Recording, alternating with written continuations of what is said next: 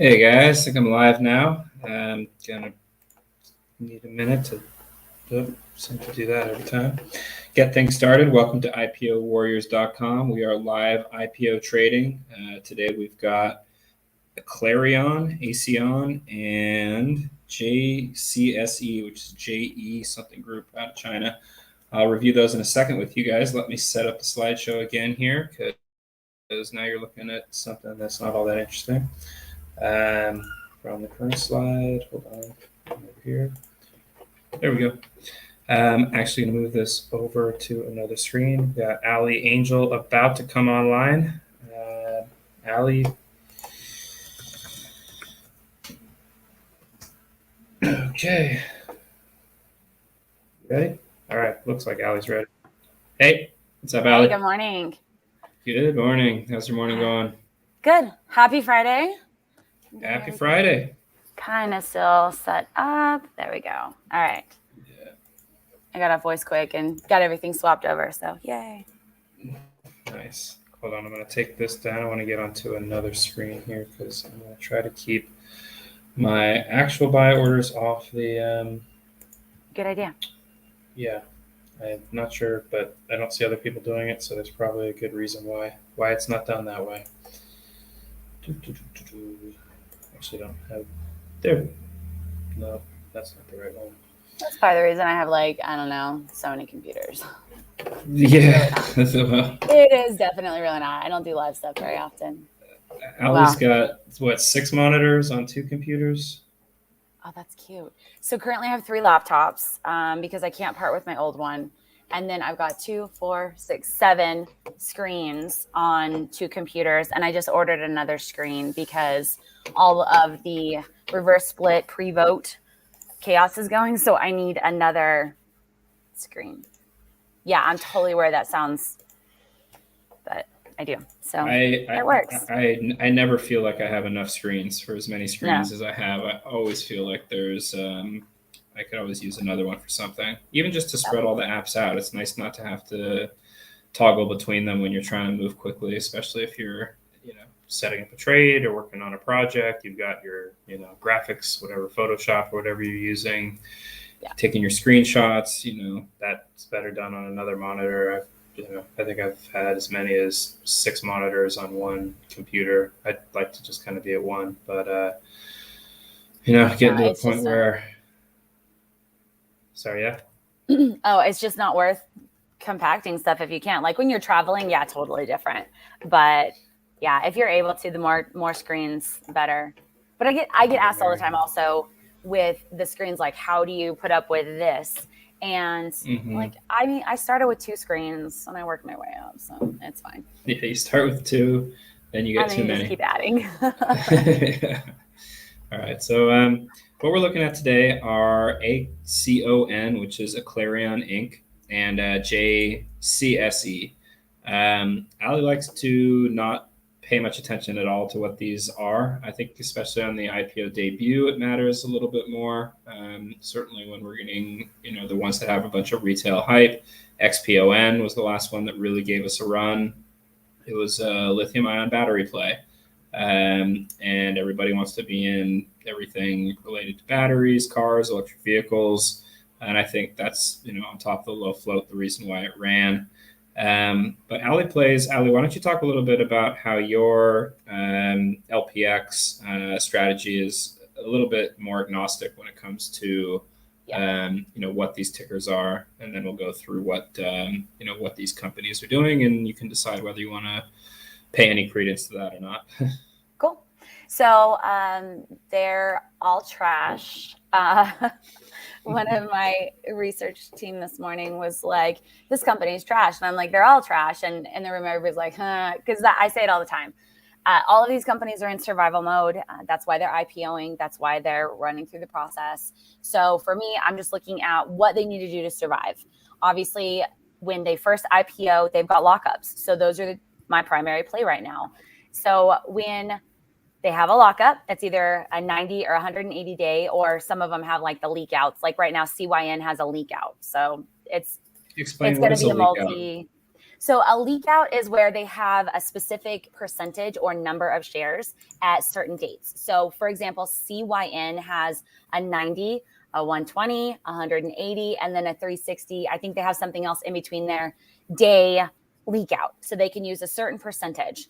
So with those, I'm generally looking at the 180 day. If they've got anything less than that, it's a couple percent, and they generally don't run with the leak outs until they hit when the underwriter can dump, which is normally that 180 day. Rule 144 covers that one, of course. But when you're looking at what these companies need to do to survive, it's all about just making the shareholders happy, and so they can get new offerings once they have run the old ones and they're able to. So with the role plays, we've got normally the 180 day lockup is what I focus on. And we're seeing a lot of these run, either they do a walk up right before, or they do the run right after or right at, and then immediately they're like, hey, by the way, so thanks for your money, and here's another offering. So it's all about survival, just across the board on these. So yeah, the lockup play, it's just about them doing what they need to do to follow the rules and survive. So. And is that survival for the underwriters more than the companies themselves? So the companies make money on the actual offerings, and then the underwriters are the ones that are going to be making majority of their money. Aside from being paid for doing the actual offering, they can sell their shares at that 6 months, unless otherwise stated, of course. But for the most part, we've got the 90 as the general rule. Some of them do it, some of them don't. And then the underwriter and directors are generally those at 180 days. So yes, the directors, your insiders that have agreed to this lockup, that's where they're making their money. And then, of course, the underwriters. The company itself gets paid for the offering. I like units because then they still are getting paid with like the units that are connected, or warrants that are connected to units. So I know that they have more of an incentive to run it with units than just wait for, whoever wants to run it, then okay, cool, underwriter, whatever. But the company's getting more money on units because it hasn't been paid on a lot of them, unless of course it's refunded. And the underwriters are often getting warrants as part of their, what they're earning for doing these deals. So they make so much money on these. So for people who are kind of new to this, warrants are basically usually the right to buy a stock at a certain price down the road. So when they are trying to fund these IPOs, as Ali pointed out, the point of IPOs is to raise money for companies. Company wants to raise money, they do an IPO. It also creates liquidity for the insiders. One of the ways that they get people, retail buyers and investment bankers, though I don't think investment banks are the ones who are really buying up these low float kind of shitcos or crapcos, whatever you want to call them. If we all agree that 90% of these are, pretty terrible companies, or not, they're not large cap companies. So how are they going to get retail to buy these? How are they going to get people to buy them? One of the incentives that they can do is just, instead of having just a share being sold, that they sell a unit. And that unit consists of, well, you get a share of the company, but you also get a warrant, which is like the right to buy more later on if you want to. So you're kind of getting, if the price stays up, you're getting the right to buy 2 shares at an established price. And that's an advantage if they can run the stock up. So what we're talking about with this LPX is that they can't, a lot of the warrant holders can't really make use of that warrant unless they're able to drive the price up, 180 days or 90 days after the IPO debuts. So it's useless to them for the stock to debut, say, at $4 and then drop down to $2 if they're holding 1 million warrants, or, if there's as many warrants as shares. So if we're looking at a 3 or 4 million share float, a lot of these, that means there'll be 3 or 4 million warrants. And those warrants, are going to sit around doing nothing. And it's also that those warrants are actually more funding for the company as well. So if a warrant is exercisable at, say, $4.50, the company is going to want to push the price back up to that, as well as the underwriters and everyone's just holding the warrants. They want to get the price up to $4.75 or $5 or $6. And how do they do that? Well, a lot of times it's with, kind of a headline. Algos.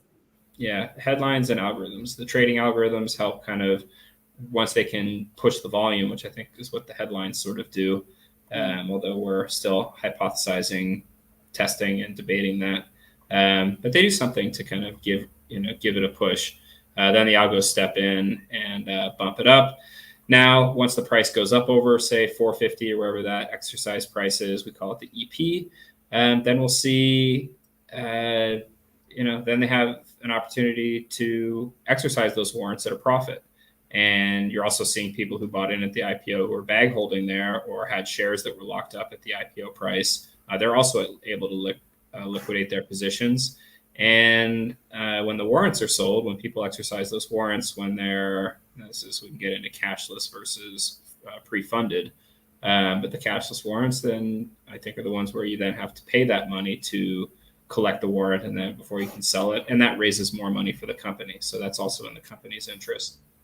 So having done a little bit of background, let's talk about what these companies do.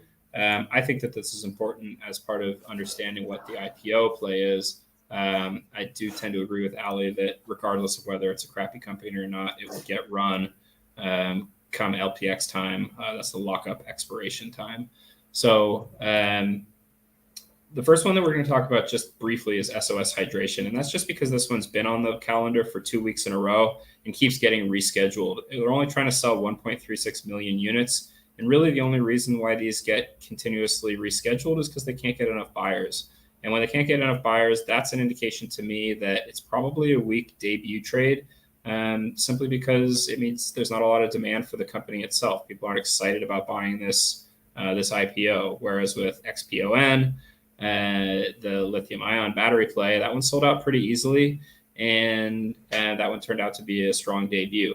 This one does only have 1.36 million units. So one of the plays that we've been looking at on all of these, and I think one of these today fits this bill, if not both of them, is that if these debut below the IPO price and then fall off pretty substantially, we saw this with STSS last week. It priced at 425, opened at like 260, and then by the end of the day had dipped under 2, which is really weak. And that was a great time to accumulate a position. A lot of times we'll see a day 2 early morning spike. With STSS, it actually dropped further on day 2, which was an opportunity to grab a few more shares. We almost always see these spike at some point in the first few days, at least one spike, whether it's day 1, 2, or 3. STSS turned out to be day 3. It ran to 360, something like that. I sold it at 290. Yeah, I did too. Don't get greedy on these. Try to call the top. These fall down almost as fast as they blow up. And it's almost challenging because so many of the plays that we're looking at turn into, Ali doesn't even like something unless it's potentially a 300% runner, which is just an insane number to get kind of targeted as I don't want anything less than that. People say, well, you won't trade anything, but no, there's plenty of trades and a lot of them coming up. I have a lot of trades. You saw CYN yesterday. Ali has a long book list of trades to justify this theory. But you can get in a bad habit as well of consistently bagging huge wins that you want to make sure you avoid. And you do this. Stop losses are your friend. They save accounts. I didn't make that up myself. I'm paraphrasing Ali, who's paraphrasing a lot of other people who live rather than die by that credo. So one of the things you want to think about though is you're not gonna catch the top every time, and really just rule number 1 for me is take profits without regret.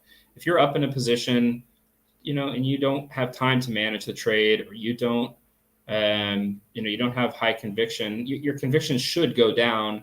The higher it goes, your conviction that it will go up further should, be reduced and re-reduced. You should pay attention to what your comfort level is. And, you pull off, if you got in at $2 on STSS and you got out at 290, that's what, a 45% win? That's a huge win in trading stocks. If you can just keep stacking up even 20% wins, even 10% wins, it takes something like 7 to 8 trades to double your money on 10% wins. So, play them safe, get out early, take your profits. No regrets if you miss the next run. Be happy with putting money in your pocket. So hey, Matt, SOS, really quick. Yeah. SOSH, we do not have an order book on, but we do have an order book on ACON and JCSE. So it looks like SOSH is not going to be. Yeah, it is for not. today? It's been rescheduled for next week, and I was just Gotcha. pointing All out right, the I'm ones closing that it. rescheduled. Yeah, we're gonna. Don't Okay, confuse so the ongoing. Aclarion, yeah, Aclarion, this is going live today. They priced at 425, so I expect this to open like 3 or lower. This is a healthcare software technology that helps surgeons identify specific spinal discs that are causing back pain by analyzing MR spectroscopy. So back pain, apparently people spend a lot of money on it. Is a very common procedure, one of the most common procedure or medical procedures done every year. I don't think it's super exciting. I don't think people are going to be just like, oh, I need to have that. This is going to be the next big thing. This is not EVs. This is not, there's a time when crypto and blockchain stuff was going wild. Everything that debuted went wild. We're in a market where growth that used to be super exciting is not so much anymore.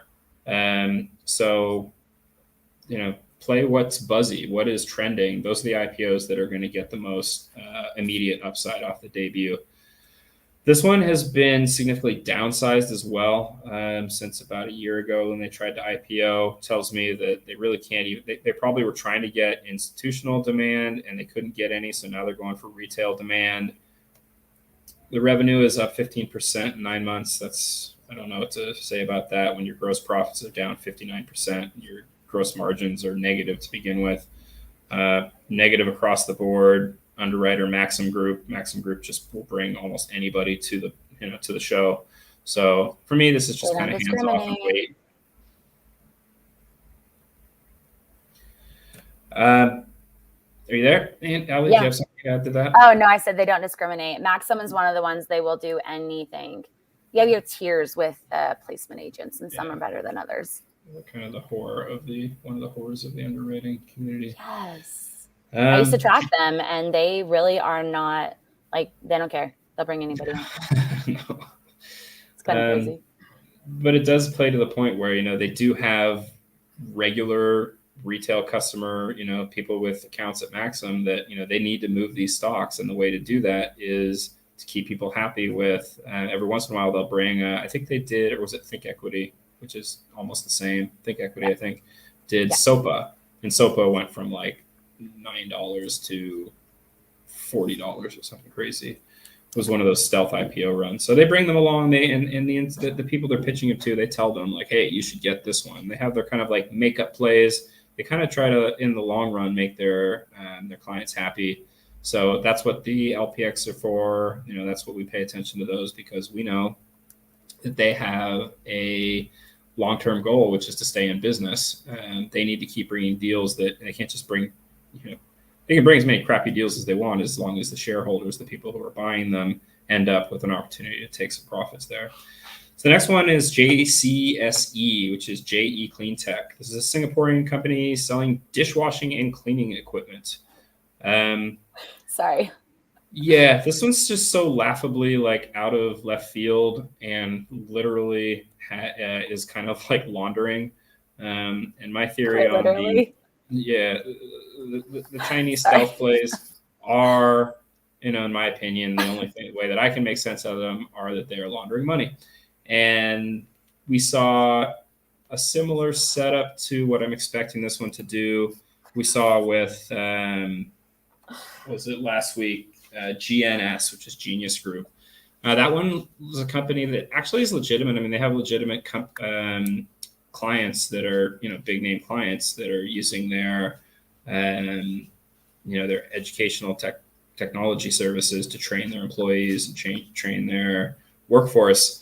But when Think Equity bowed out and said, well, we can't raise enough money for this, and Bosted came in, who's just notorious for these kind of, especially with Asian companies, it seems, setting up these squeezes, that GNS debuted at 15.11 after pricing at 4. Oh no, priced at 6, debuted at 15.11 and ran as high as 37 out of a bunch of halts. So I kind of am looking for that setup here with JCSE. It just smells like it when you've got 3.8 million units, even with warrants. Their numbers aren't bad. The revenue's up 38% in 6 months ending June 30, although that's 6 months compared to the opening of COVID. So kind of have to toss those. But they do have positive operating profit, net income, and cash flow.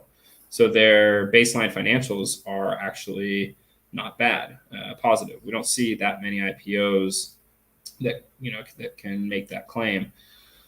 The underwriter is View Trade Securities, which has never done an IPO from what I can see. And that to me is sort of like, well, okay. If I was to suspect one of these stealth runners, when it's I looked at their View Trade Securities does like trading, like brokerage platforms for other traders. So EIQ. What's EIQ? They did EIQ? Yeah. So I have this awesome spreadsheet that like has everything. Yeah. We track the placement agents. Master of data. Yeah. Yeah, I do. So they did SDH also. Okay, commons only being cleaned up here. And Steve came in and said it's not a unit deal. Thanks, Steve. Steve Hirsch has joined us for, he's got more insight into these than just about anyone I know. Awesome. Yeah, that Orient Express is coming. So I am, sorry, I didn't mean to cut you off there, but I do want to get that point in, and I will update just so that people can see it's not units. Just shares. So correction, we have JCE is just shares. Thanks, Steve. So JCE is a super potential for a stealth debut. And what I'm looking for here is I want a price that is not like $30 off the debut. I want a price that's like, I don't know, 15 or under. Yeah. I'm looking at it right now. They've got selling shareholders on this one also. So anybody who has them like stupid cheap, they might be selling into this. So the selling shareholders are basically ones that are looking to sell their shares either into this or to somebody else. But anytime we've seen those, it'll generally have the like crazy dip right at open because they kind of just dump them. So we might have that. So be prepared for a possible down to up move if this does turn out to be something a little bit stealthy. Looking at the order sheet, so I'm going to pull up this is what I'm looking at on my desktop to play these debuts. So what I got is I got the Webull desktop app, not to be confused with the Webull browser. The website interface does not show this IPO crossing. This IPO crossing is vital to getting in on the debut if that's your play. Otherwise, you're just sitting around waiting and trying to understand, when it's going to go live by sheer guessing. When it's NYSE, we can go to the nysc.com website and they'll show us the pre-debut pricing, but you kind of got to hit refresh, to just keep seeing it. It doesn't tend to be as volatile as what we see with NYSE. Amex, I'm still looking for a better solution for that one. If anybody knows of one that of a platform that shows the Amex, I would be very happy to find it. And then the last thing I need to add to my arsenal is the I think it's Trade Zero that has the halt prices, which is something that gets me. IB does also. Trade Zero and IB are the best for that. Okay, that's good to know. All right, got Jones in here. Profitable family is safe. Yeah, we're doing all right. We are. So I think everyone here knows my story. We left Ukraine about 2 months ago, 2 days before the war started. And that has put us in a situation where we are in Portugal right now, which is cool. Man, we're down in Albufeira. We're about 500 meters from the beach, and just picked up a car, so we can drive around a bit. And there's a lot of beautiful towns, a lot of cool shops, a lot of cool people. The food is really good, really fresh, and we're a little bit of a pricey area. But not nearly as bad as like San Francisco, where I'm from, or something like that. So I think California has the rest of the world beat on living costs, or at least what I've experienced outside of Thanks this. for both making me jealous and then doing the looking to get out of California. I'm so over the $7 gas prices right now. It's ridiculous, especially as much as we travel. I'm I can't even, I still can't do the conversion yet in my head on the gas prices here, first of all. Oh, you guys are in liters, aren't you? And we're in liters, yeah. So I just kind of pay whatever. But it was rather, I think filling up my tank from empty to full was painful. It was like 100. It was 100 euros to fill up my gas tank. Oof. Yeah. No, you have us beat. Good job. It's crazy. I mean, not to date myself, but I remember gas was like $1 once, like when I started driving. I remember filling up my 90 Nissan Sentra and going in and getting a tea. I've never really drank sodas, but getting a tea at AM PM for $11. Yeah, I remember that. That was awesome. I was like 16 or 17. And then I became an adult and they're like, oh, just kidding. Gas prices are going up. Not just a little bit, yeah. So one of the things that I've been able to see, I can't make a ton of sense on them, and I think it's pretty incomplete, but we've got this level 2. This helps me once the ticker starts trading, but it does give you a little bit of an idea of, I don't see no substantial bids above the IPO price here. 420, we've got a few, but that's not going to swing the pedestal one way or the other. Over here,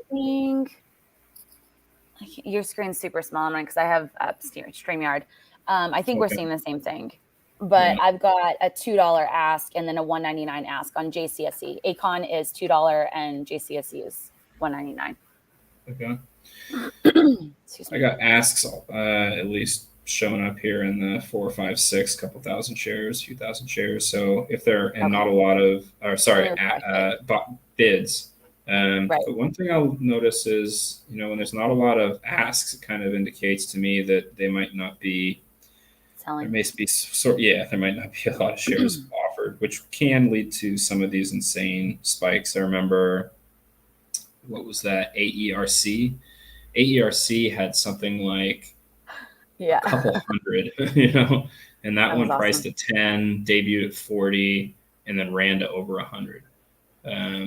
But you can look at it that way. You also can see, and you say, damn, I wish I bought like 10,000 shares at 40. It's like, it doesn't work that way. You couldn't have bought 10,000 shares. There was only like 300 shares.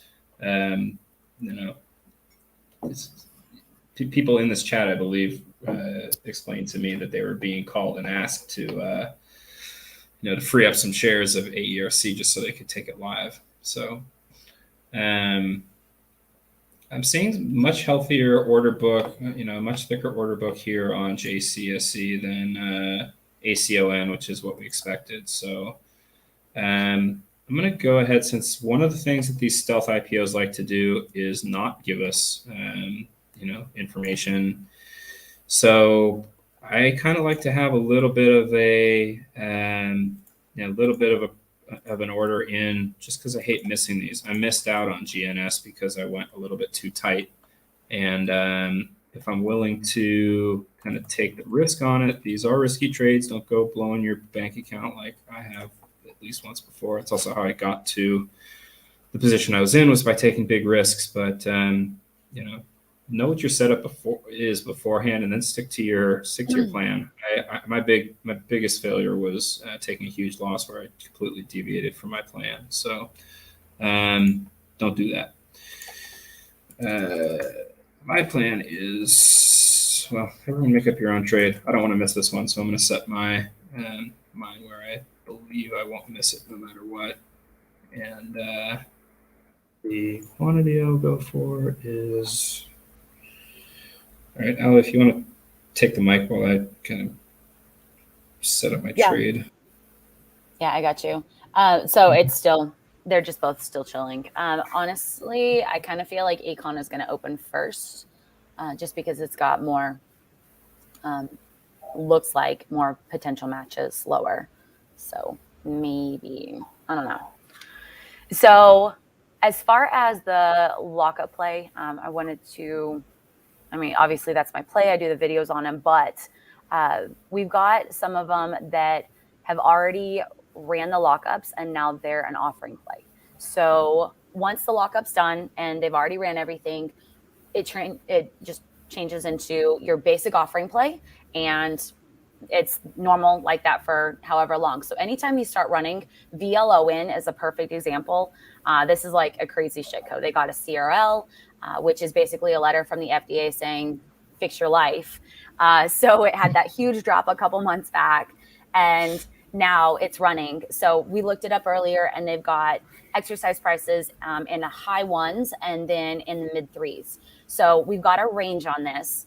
And yeah, if you were in it, if you were bag holding or whatever, because these do catch a lot of people off guard when they have that CRL letter.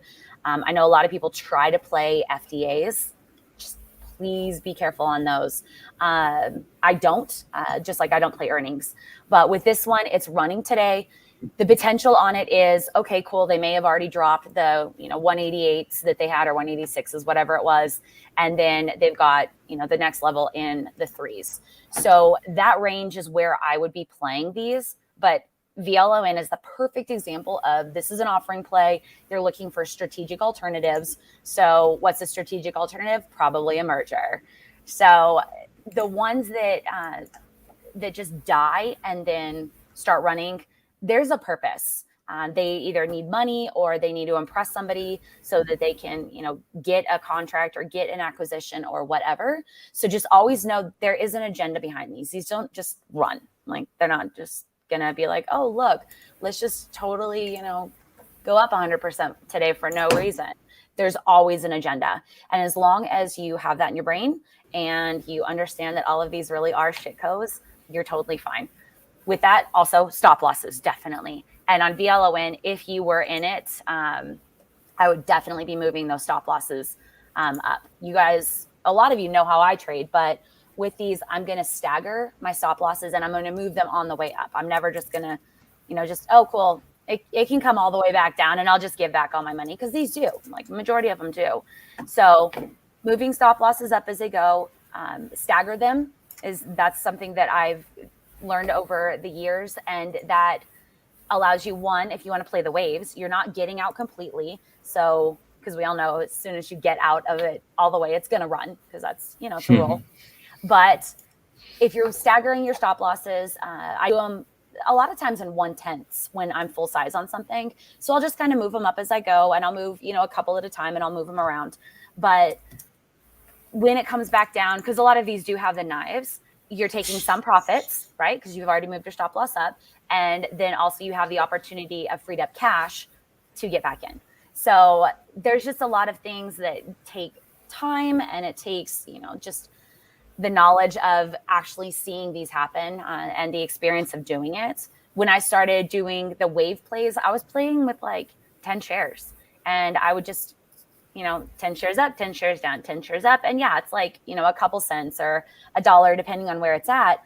But it really helps you just get in that practice of, I'm not killing my average, and I'm able to, see how it's going to react. Obviously, if you're playing with a lot of shares, you want to be careful and make sure your stop losses aren't going to affect when things happen. I know early on when I started playing with size, I hit some stop losses and I'm like, oh, I think I caused that candle.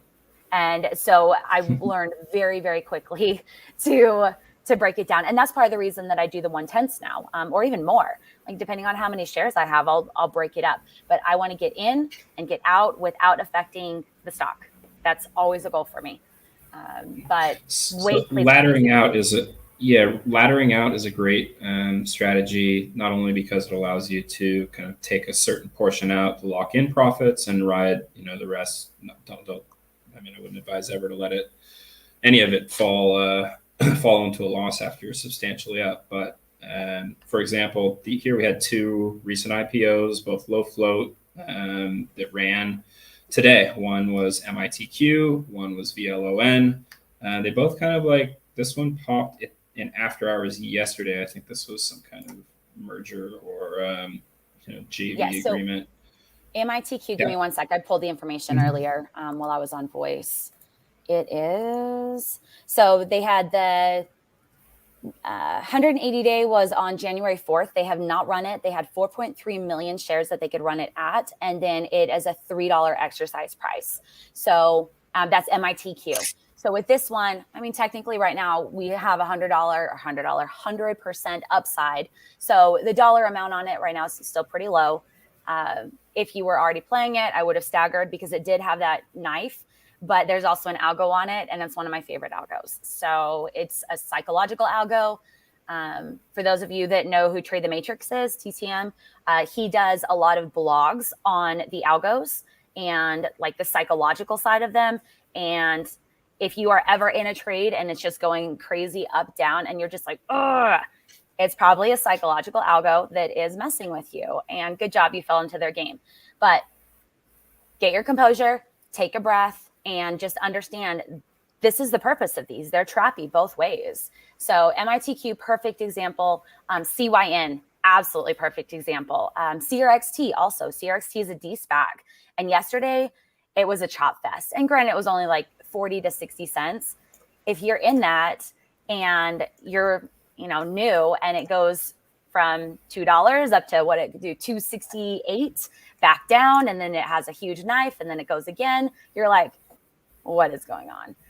We joked about it pretty much the whole day because all it's doing is trapping. Like it's the algo. And will it run? Yeah, absolutely. Will CYN run? Yeah, absolutely. But they're going to be trappy. They're going to be multi-days, and they're going to catch a lot of people. CYN got its big pop yesterday. And yes, Ali and most of your group was in on this one. One of the things I've started looking at is between kind of 7 and 8:30, trying to catch these first headlines. I was late to MITQ, but I was right here on CYN, and I'm still building my confidence in this setup because it breaks. In some ways, it goes against the don't chase rule, which is my second rule. First rule, take profits without regret. Second rule, don't chase. But I am starting to recognize this pattern. If I can get in right at this, when the news hits, you got about 3 or 4 minutes on this first little, you see this first little spike right here. Really here. Don't buy the first spike up, but after kind of for the next 2 or 3 minutes, it levels off here. And a lot of these, the two examples just happen to be, or actually 3. It's from about $1 to about $1.40, $1.50. From about $1 to about $1.50. And then, look, goes up to almost $2.50 here. This one, $1.87. Today, what was today's? VLON was this morning's. Yeah. So I was right on this one. I called it out in the, in the group chat over here, right here. I caught it, or I saw it right about here. It's $1.30, leveled out at about $1.50. It kind of like gets up to base camp. Here from base camp, it gets up to about like camp 1, and then you have a couple minutes to make a decision here. And on the ones that do run, your target's probably 220, 230. To the open. And this is a play I'm going to start as my mornings allow. Look for, because it's not every day, but it is pretty often. So Ali's approach is nice when you have a lot of money available to park in these and build your position, protect downside on the stop losses. So if we're looking at, I guess I don't know that this is one that you played, but you had a hard knife down here on VLON, came all the way down, trailed off. But if you're adding, and if you're patient, you're adding it, say even $2. Although Ali, what was we used to talk about 2:30 the dental time. Yours was 2:22. Has that been adjusted now? Anymore. Yeah, absolutely. And what's your new kind of like watch level, or is it vary for each stock? So for the most part, it's close to $1. And I've been trolling that a lot lately, and people are starting to accept it. When I first started saying it, people were like, no, it's gonna whatever. And I'm like, it really doesn't. But now people are seeing it often enough that anything under like 130, I'm starting to pay attention to. There's a lot of them I got in close to $1. And then the ones that had the longer lockups, like we've got a couple of them that were on a year that are sitting at like 40 to 70 cents right now. And I love those. They're awesome. So anything under 130, I'm going to start watching for. And honestly, it's just who's paying attention to them. If we've got our influencers on them right out the gate, which they haven't really been lately, then yeah, it's going to stay up higher. But as long as nobody's really on it, it's just going to dump. They're going to get boring. They're going to die. Not a big deal. And then I'm going to be looking for that 90 and 180, probably around $1. Like STSS the other day, it was so funny because I was like, yeah, I'll be buying it around $1. And I got a bunch of people like, no, it's not going to do that. It was at like 2 something. And the next day it popped and now it's sitting at 151. So yeah, all of them do it. It's awesome. But yeah, 130 is where I start watching them. I'll pull them up on my main screen and I check the time. 230 or 130? 130. Sorry, I probably said 230. Okay. Not a lot of. No, you said 130. I wasn't sure if you really put it that far off. Oh yeah, 130. And even we're finding, we've got like a couple $12 right now that are sitting between $1 and $2. So these just die. They get boring. And a lot of people I've been seeing lately are referring to ours as what is it? The dead cat bounce.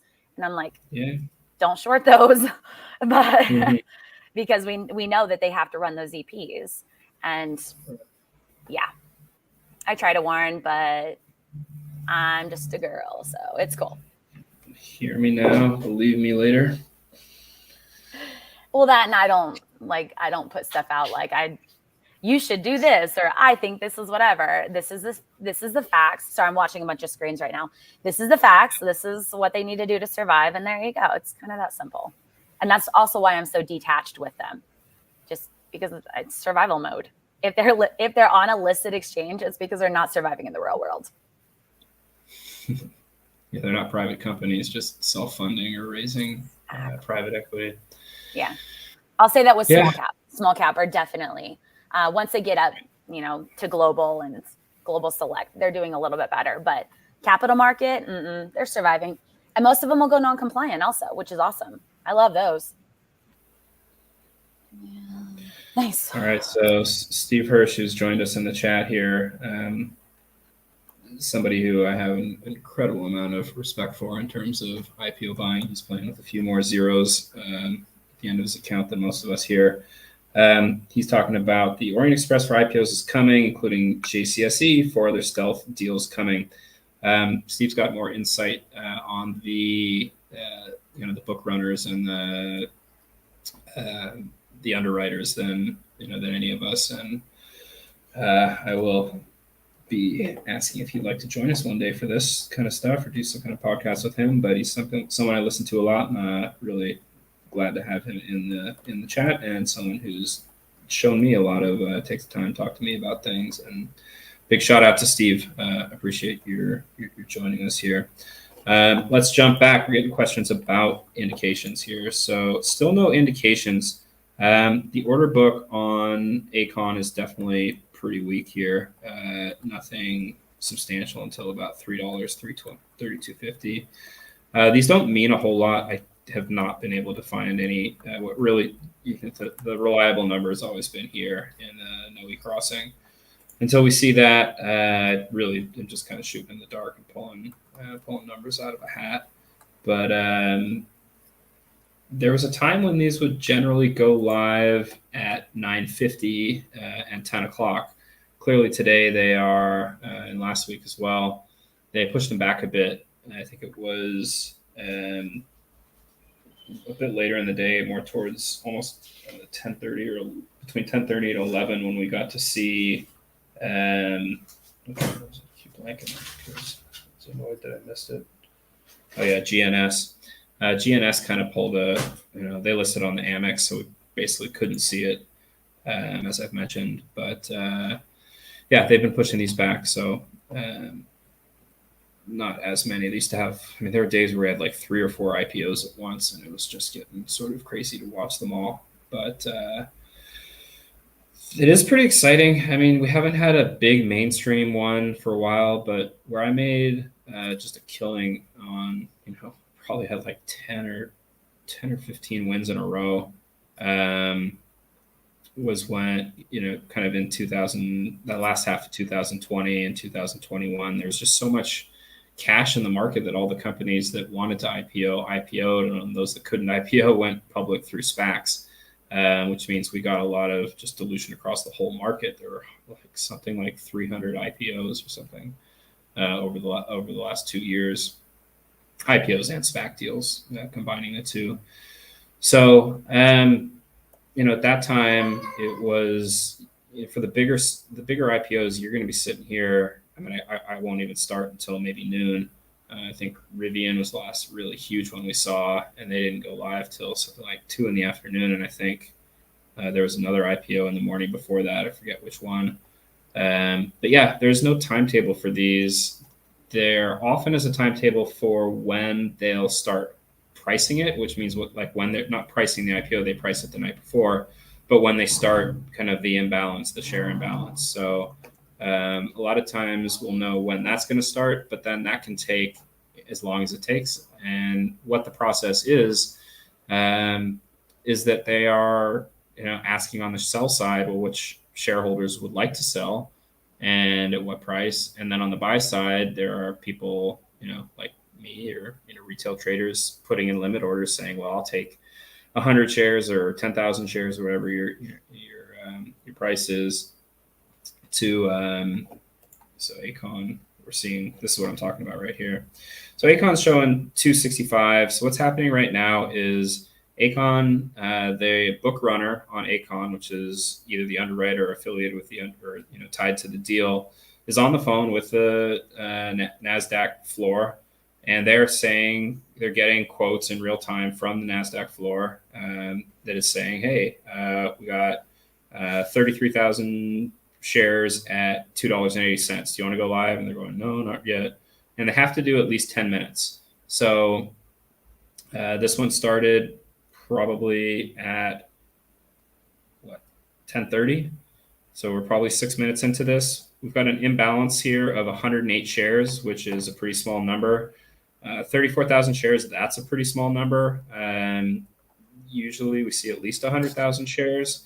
I don't know if there's a minimum. I don't believe there is, but they do need some volume to go live with.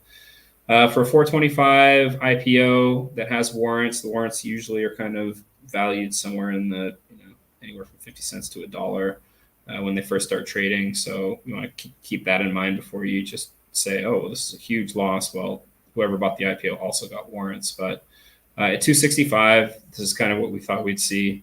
265, it's pretty easy for this to go down to $2. Accumulating this on day one is certainly a strategy that's been working recently. But really, like, whatever you think the bottom's going to be, take a little bit off that, take about 20 cents, 30 cents off of that, what you think is. There's a pretty good chance you'll get that. And it's much more comfortable to be in these plays when, you pick that bottom off, or just, don't get it at all is okay too. Better than getting in too early and just having it fall out and never deliver a spike. There's no guarantee that these pop, but I'd say, like, of the last 10 or 15 of these low float IPOs that didn't do anything and just fell on day one, I'd say about 80-90% of them have given you a day two run. Would you agree with that number, Ali, or am I? Yes. So day two and day three pops are generally what I've been playing. So I'll play the out the gates, or I'll play the consolidation like around, 1 o'clock or so. And then there have been a couple of them that have popped on day two. So I sell out on those. I'll do the swing on them and then wait for it to come back down, get boring. And then the same thing with the day three. So both of those are like 4 or 5 o'clock in the morning that they'll run. And that's the pop that I troll all the time. I'm like, looks like this is going to be that pop. But those have been holding. Yeah. And so, being in, I will definitely trade these differently. I trade these with 2 accounts. I've got an E-Trade account and I've got a Webull account. And the Webull account is great because, well, when they don't screw up the ticker. Although be careful on OTC uplists, because they have been recently actually putting in the filings that it's got a T+2 clearing, which means even if Webull does it, that second day, it's going to get locked out. And I've started tracking that also. So my room gets warned constantly. If it's an OTC up list, do not hold it overnight. Get out of it before. Very good point. My biggest loss this year so far was because I got trapped in a stupid OTC up list. And Webull is just took like, a loss on that one sorry. too. Oh, it hurt. I was so annoyed because it's a helpless feeling. Like you can't do anything. Contacting Webull, they're like, yeah, you can sell it when it opens. It's down 80 cents right now. Fix your life. Oh, I was so not happy about that one.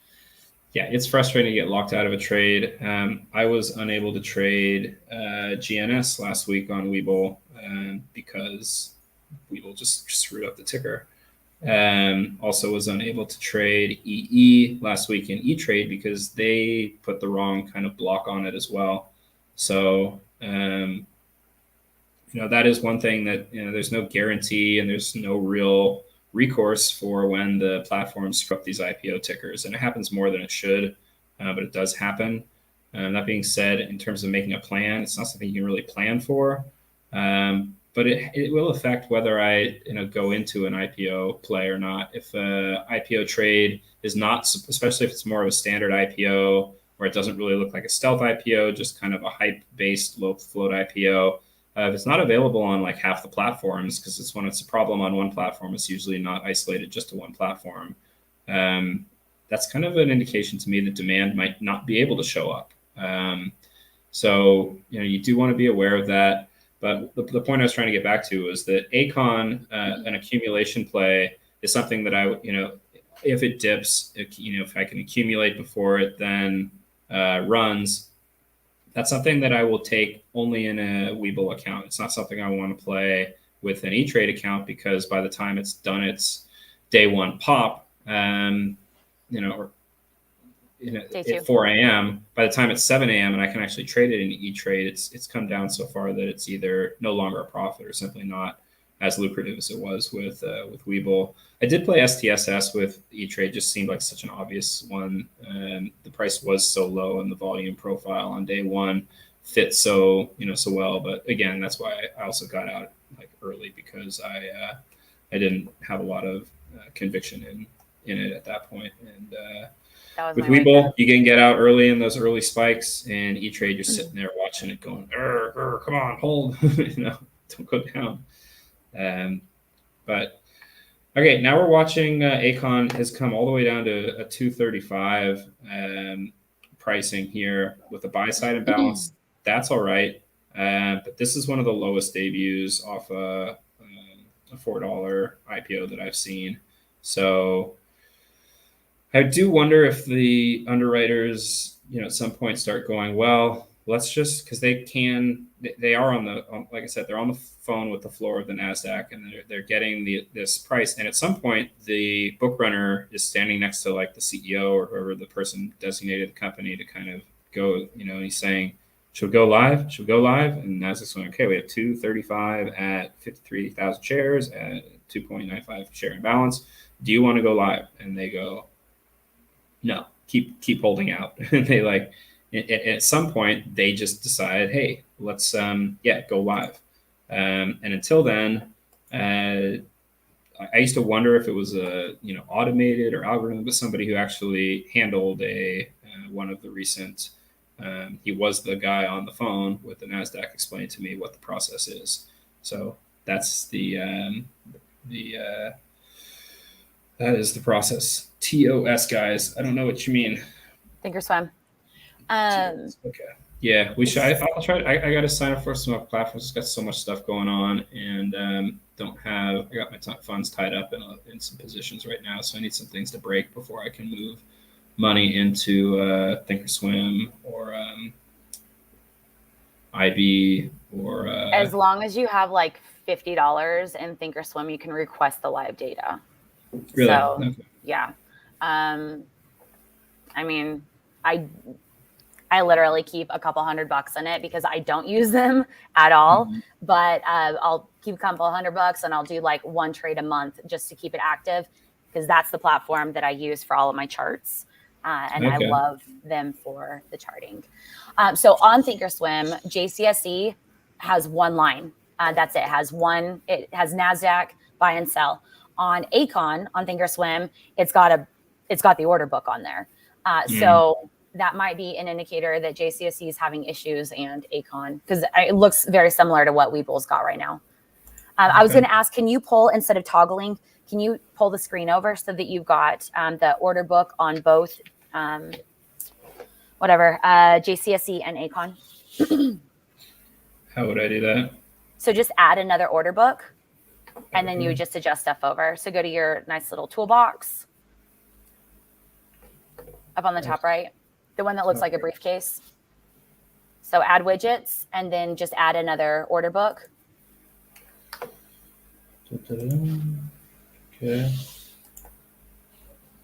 And then, yeah, just make it the same size so you'd have the 3 lines.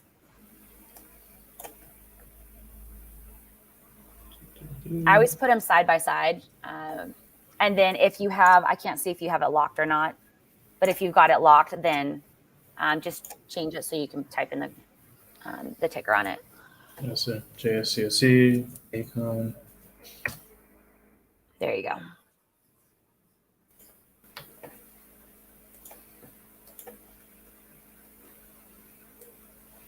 Okay. I'm just going to stick it here. Okay, but now what do I do here? It seems like when I go to 1, it goes. Yeah, so it looks like okay, so up on the top, you've got the little locked on it. Where's that? So it'll say link. I don't have it set up on, so where it says set as group. Set as group. Yeah, so it's a little tiny dash. Your screen is ridiculously small on mine. Okay, so up at the top, Here, people don't need to see us talking, so let's go. 2 boxes. Which one's going? No, we're good. Okay. There we go. Okay, that's better. All right, so the one that looks like a minimize button, you got the minimize button and then the 3 bars next to it. I don't see it on yours. This is but I can tell you're linked. One of them's on. Okay. Click the yellow on JCSE. Let me detach it. Hold on. Detach it, yeah. Okay. And you should be fine there. Yeah, once it sets it as a group, for whatever reason in Webull on the IPO ones, it'll set the whole thing as a group. Yeah, okay. So we've got ACON here and JCSE over here. So JCSE is that right? Looks like most of the orders around JCSE are not up at the, nothing really over $10. Meat of the orders are kind of 6 and 7. So I'm going to be sort of reducing what I'm setting up here. Just, I want to get in. I don't want to overextend.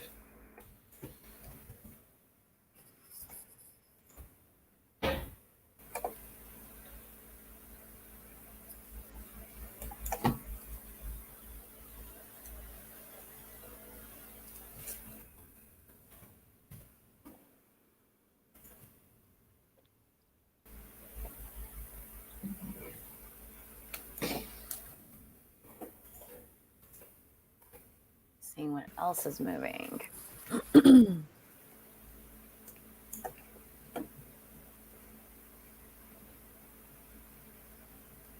So while Matt's doing that, I'm going to talk to you guys a little bit about volume profiles. And it's something that I talk about a lot in the videos that I do. But recently we've started using them solely to draw lines and the support and resistance lines. And it's not amazingly, like it's just how it works, but it'll match up with where the prices are basically playing bumper cars. It'll get in a channel and then you've got a huge chunk of your volume profile there. So when you're playing these, especially on the waves or when they're a multi-day walk up and we know what they need to do, definitely be drawing those lines. I color code things like crazy, but somebody's not happy. But I color code them so that I know basically what day I drew them on. So I'll have my longer term, so the year or 6 months, whatever it is on the lockup. And then I have my 5-minute, 5-day, or 15-minute, 5-day, and then my 1-minute, 1 day where I'll do it. And that has been really helping. CRXT was perfect yesterday. Like granted, it's a DSPAC, but it fell within those lines perfectly. And then CYN, exactly the same thing. And today it's still falling exactly within the lines that I drew yesterday. So when you're looking at where these can go, what they can do, volume profile is going to be a huge indicator, along with where your resistance starts. So if it's moving up and you've got this gap in the volume profile, you know that the next set is going to just kind of go crazy on the selling, because people like to get out where their pain stops, which is, I mean, that's why you use stop losses. But if you're a bag holder on something like a CRL with VLON, then I mean, I looked at that chart and there was kind of nothing. Unless you already had a stop loss, there was no getting out of it with any kind of green. But that totally sucks. But on the other side of that, when it starts going back up, there's going to be the selling pressure, because people like to get out when their pain subsides, right? One of the things about IPOs, especially those, I mean, last year and the year before, it was pretty rare actually to see many IPOs debut at below the IPO price. We had pretty strong demand. Everything was growth. Of course, an IPO is usually going to be a growth company. I'd say the majority of them are. And growth was like in vogue, and all the software platforms were coming live, and all the IPOs were debuting with pretty crazy premiums and then still going up. So you didn't have any real downward pressure. You don't have shorts. IPO shares are usually, there's no shares available to short. So there's no threat of that. There's no options yet. So there was no downward pressure. Another question someone just asked, Johnny Joplin asks, do some of your setups respond to the major market indexes? Are there any rules around this? Certainly when the markets were just on fire, IPOs were so easy to just buy on the debut and take 10 to 20% wins in the same day. It was almost just comically predictable. The biggest trick was just learning how to get in on the debut before it opened, so you weren't buying in after it already kind of started spiking up. And then when the market started shifting, the response on IPOs started being a little bit more mixed, and we had to develop strategies against that. There were more people, I think, IPO buyers, people that bought the IPO shares. The IPOs were still debuting with a premium, but people were locking in their profits right away, kind of putting their cash back in their pockets. And then we'd start seeing similar dips and then runs. And then we started kind of laddering in on the dip and then catching reversal. And certainly the market affects the quality of the IPO. Recently, I mean, this year, we've only had maybe 2 mainstream IPOs, and those were a chip company, CRDO, and then last week, EE, which is a LNG play, which kind of just goes, I mean, this is perfect timing for them. But yes, the market will affect demand and will affect kind of the environment, in the sense that when there's hysteria in the market, nobody wants to miss out on the next thing, and there's a lot of cash, there's a lot of people buying in, then it's a really great time to be playing IPOs. Some of it also, so much of it though, depends on, what are in that market, in those, what is the, is this an IPO that fits all the buzzwords? Like Rivian IPO'd, right when EVs were still pretty hot, and the prices pulled down significantly from the IPO. Right after Rivian, we had SEV, which did run this last week, but it was insane. The IPO opened at I think it priced at 10, opened at 20, and ran to 50 in one day. So, on these low float ones, I'd say, when the market's down, kind of depends. Are there other, who are buying these? These are kind of like day trader stocks, day trader plays, trading groups. And we haven't seen a lot of them do particularly well on day one. We've seen a lot of them. Open.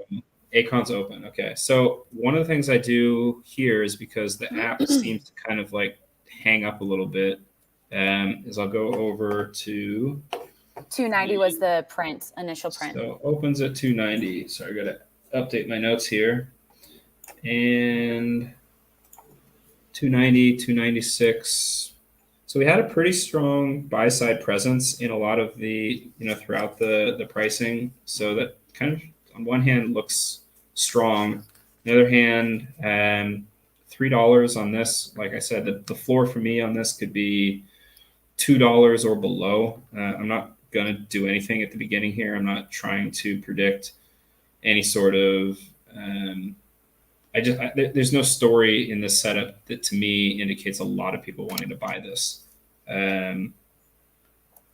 I'm going to just take some notes here. Pretty sure everybody in here has already signed up for the newsletter, IPOwarriors.com. Sign up for the newsletter. I recap the trades from last week, all the IPOs, what they did, and give my thoughts on where these might go in the future, given the setup. Those usually go out over the weekend.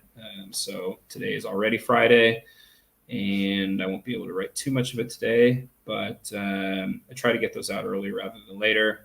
ACON, looking stronger than usual for a biotech-oriented IPO debut. It priced at 290, gave a little bit of a dip, but it kind of looks like there wasn't a huge number of sellers on that initial print.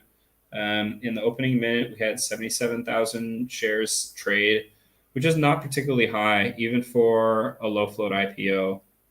Usually we'll see six figures in the volume. And when we see this open, it's surprised me a little bit. Could this rip? I think a lot of people will take profit. Remember, they got warrants. Those warrants, if we look at them right now, ACONW, those warrants are trading right now for 70 cents. So 330 was the high plus 70. That's $4. You're 425. But this is a strong start. This can reverse very quickly. I still, I would not chase this for sure. The warrants opened at 67 cents. They're up at 74 right now. Just add those two together before you start thinking, well, whoever bought the units is in at X price. The SPY is falling. We got kind of more fear from the Fed comments yesterday. Usually the market takes 2 or 3 days to bottom out off those comments before we see things sort of stabilize. And a lot of times the markets come back pretty quickly. But here we got a spike. We've got, all right, so 260,000 shares have traded. And sellers are not just panic selling yet. Buyers are not exactly piling in either. It's supposed to be at 550 on.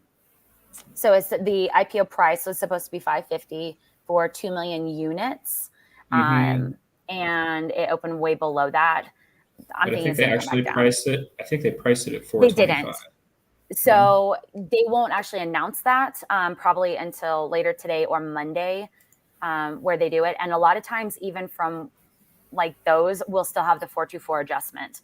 So I always wait. Like I look at it and I take with a grain of salt. But the offering price is 435. Yeah. Okay. So the people who bought it really adjusted that. Yeah. Good job, them. So it's coming down. I expect. I mean, when you don't see a lot of volume in the opening minute, it usually doesn't pick up. I just don't think this is a super exciting one.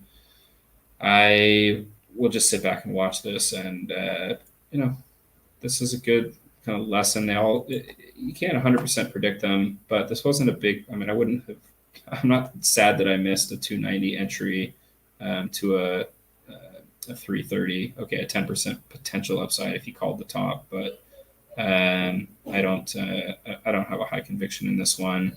I believe it will continue to go down, and I'd be interested in maybe taking a look at this one down at like $1.90 or $1.85 at the end of the day. My prediction, if I had to make one way or another, that this is going to go down. Maybe it spikes up at some point. I just won't touch it at that point. But if it continues down, that's what I'm looking for. Okay, so Steve also pointed out that we should start seeing pricing on JCSE at 11 o'clock. So we are 1 minute away from there. ACON, let me see if I can jumpstart this one. Sometimes if you switch the minutes, there we go. Keep the candles going. A little more lively. One thing that does happen in these IPO plays, any repeatable play, SPAC plays, IPOs, is that people start thinking that because the last one did it or the last couple did it, that the next one's going to do it. And if people, if kind of the word on the street is that, you buy these because they spike on day 2, they don't spike on day 2 if everybody buys on day 1. We saw that with one of those the other week. RVSN didn't really give much of a follow-up spike. And that's because it did did sort of like ACON, it kind of held its own, dropped a little bit more, but then ran towards, towards day 2. So here we are with JCSE starting to price. And look, we've got a very, very small number of paired shares, 20,000 shares priced at $8.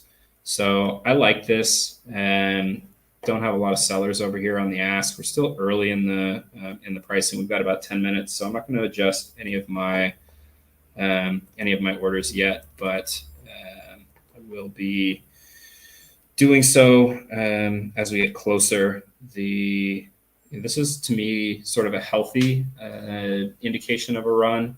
The ones that price at or above the IPO tend to be, that indicates demand. And it's sort of counterintuitive. You think, oh, but it's already up. Now I'm chasing. Yeah, you are. You want to keep that in mind.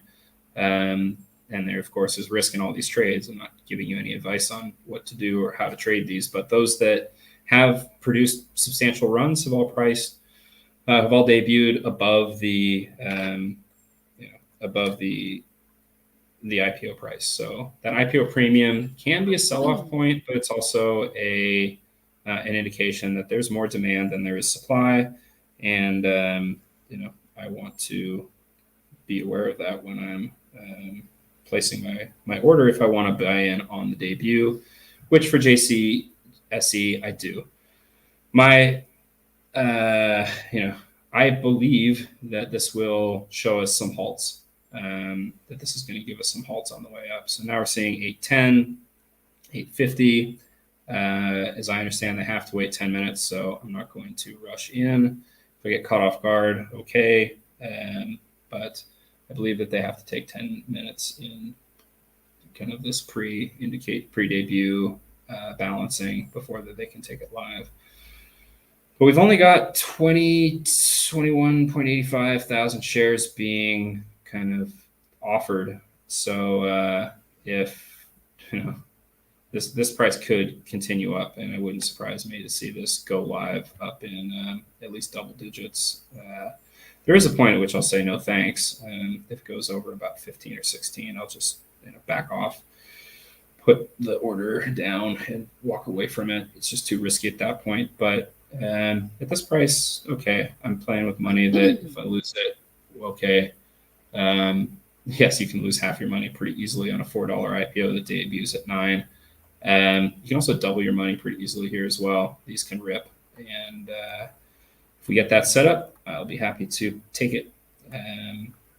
So just keeping an eye on that. Okay, JCSE. I'm going to close this order book.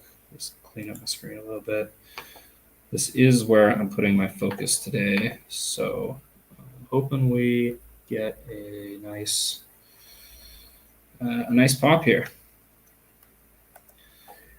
Those of you who do want to try to get in on the debut, just set your limit order just above the buy side. Don't go, in with a huge. You can see there's only 22,000 shares paired. If you come in with, 10,000 shares, you're going to just completely skew this, and the price will jump up, and you'll damage yourself and everybody else in the trade. I have done that before. It hurt real bad. So at $10, they do not have enough buyers. They're going to give it a second because I believe that the buy side is going to step up to that. I think that where we see people drop off is probably going to be more like $10 to $12. So give this a minute. In about 2 or 3 minutes, I'll start putting in my trade to to catch the debut. This one looks strong to me. Loading 9, 6, ACON. Yeah, small position. Don't be too risky here, guys. These are sort of those YOLO types trades if you want to categorize it, but they have potentially very strong upsides, and the downside is real as well. So don't kid yourself, but this looks like the kind of stealth IPO that we look for. And as we see the price increase, we've got more people, locking in their trades. So this is starting to look like the stealth IPO that we are hoping for. Okay, I think I will start managing my trade as I talk. So yeah, now we're seeing a little. Mm-hmm. Go ahead. Good. On ACON, I'm looking between like 190 and 203 to get in. Technically 191 and 203. 203 is 30% down from the open, which is generally what I'll look at, as you know, and go from there. If I do swing this overnight, my risk will be just a couple cents. Like I don't play with that. Just because if I don't wake up on Monday morning super early, I don't want to get killed. Freaking out. Yeah. Did I sleep through my alarms? No, I've had trades where I had, set like 2 or 3 alarms just to make sure I don't sleep through it. Nope, there's. I've like 7 because I suck at waking up.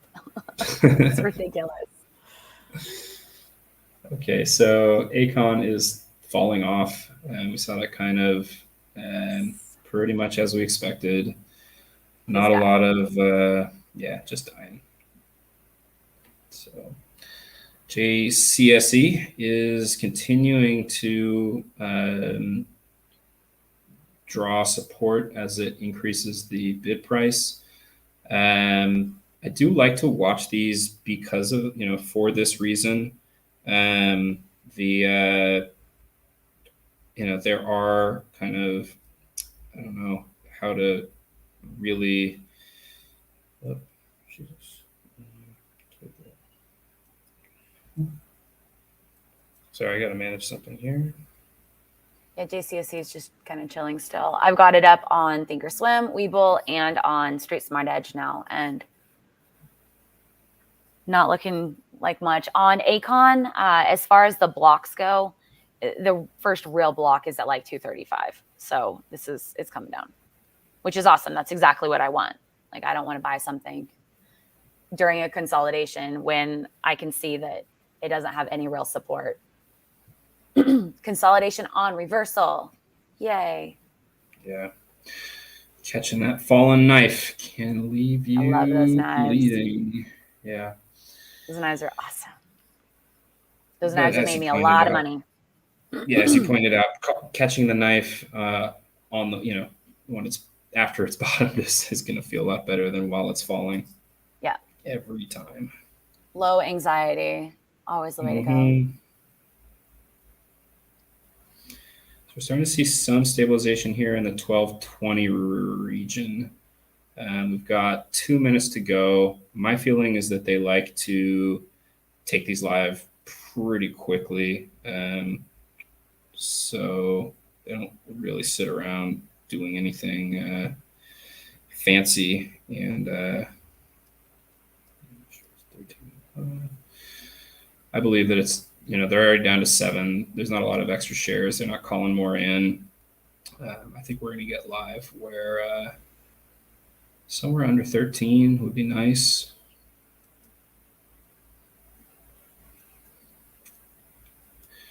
Oh, 1420.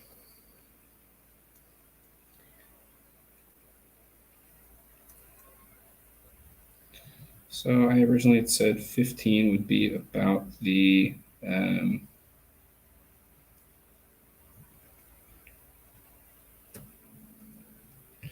about the point where I start saying no thanks. 13, 15. All right, so we have one more minute here. They're already up to 14. I like this as a stealth setup. This is exactly the type of pricing that we're looking for. Don't really want to miss it, but if it goes above that, I'll kind of let it go. But you can see it's bouncing around. If you're trying to maximize your shares with with the cash you have available, that can get tricky. And especially at the beginning when I was starting these trades, I was so confident in the plays that I was putting everything that I could into them. These were plays like Lemonade, Big Commerce, Snowflake was a big one, but it was NCNO. These were all just ripping off the debuts, and I was adjusting my trades to because if the price came down, I could buy more shares, and if the price went up, I had to reduce those shares, and that that process can itself be okay. So we're live on JCSE. Open was 14.20. 14.20. Now I'm gonna switch over here and see, did we get a halt up? Yes. 15.62 is the halt up. All right, so this is exactly what we expected. Got that halt in, got in. So I'm hoping JCSE just goes crazy because then ACON will die and then I'll get in at my order that I want. Cool. All right, folks. Too much dip on that chip. I will wait for dip buy opportunity. Well, Game of Jones, love to have you and in the stream. Game of Jones is someone I have followed for a long time on Twitter. He and I have passed back and forth ideas on especially Bosted plays before I was live streaming, before I got the newsletter started, before anything. So welcoming him to the show here. Follow him, Game of Jones, on Twitter. If you don't already, he is pretty locked into these types of trades as well. So now, if you have never traded one of these before and you are new to IPO trading, especially the low float variety, halts are definitely a normal part of this game. Now, halts up would seem to be a good thing. You do have to be aware of this kind of like halt of death, which can be the halt up and then open below where you started. That is what killed me. It was SIDU. Thought I, first of all, broke all my rules about what my acceptable entry price was, all that stuff. So I set myself up to get fit, for failure. But it did open up at 27, halt up at 29, pretty similar to this. I thought, oh wow, I actually did it. Wow, I had a huge position, and then it halted down twice, and I just got wrecked. So the safe thing to do, because it does look like, and I would love to see if somebody's got. Do you have IB, Ali? I'm pulling it up right now. I don't know why I didn't think about it before, but I'm pulling it up. It takes a second. Yeah. So JCSE, what we're seeing here is the bid is 26 and ask is 12. That means nothing. Where we do have, there is, I know on net zero, it'll tell you what the imbalance price is, which frustrates me that they don't have that here. But the way to get out of these is you can't set a stop loss effectively when a stock is halted. The way to get out of a halt safely is to set a limit order now for any price. I mean, put it at $5, set your limit order, it'll execute at whatever the price opens at, unless you have a huge amount of shares. You're probably not going to affect what that is. If you bought 10,000 shares of this, which would be, I guess, possible, it opened with 77,000 shares. So I think it was last week, GNS only had like 8,000 shares or 10,000 shares on the opening trade. So just, if you took too many shares here, your price can affect where that halt opens at.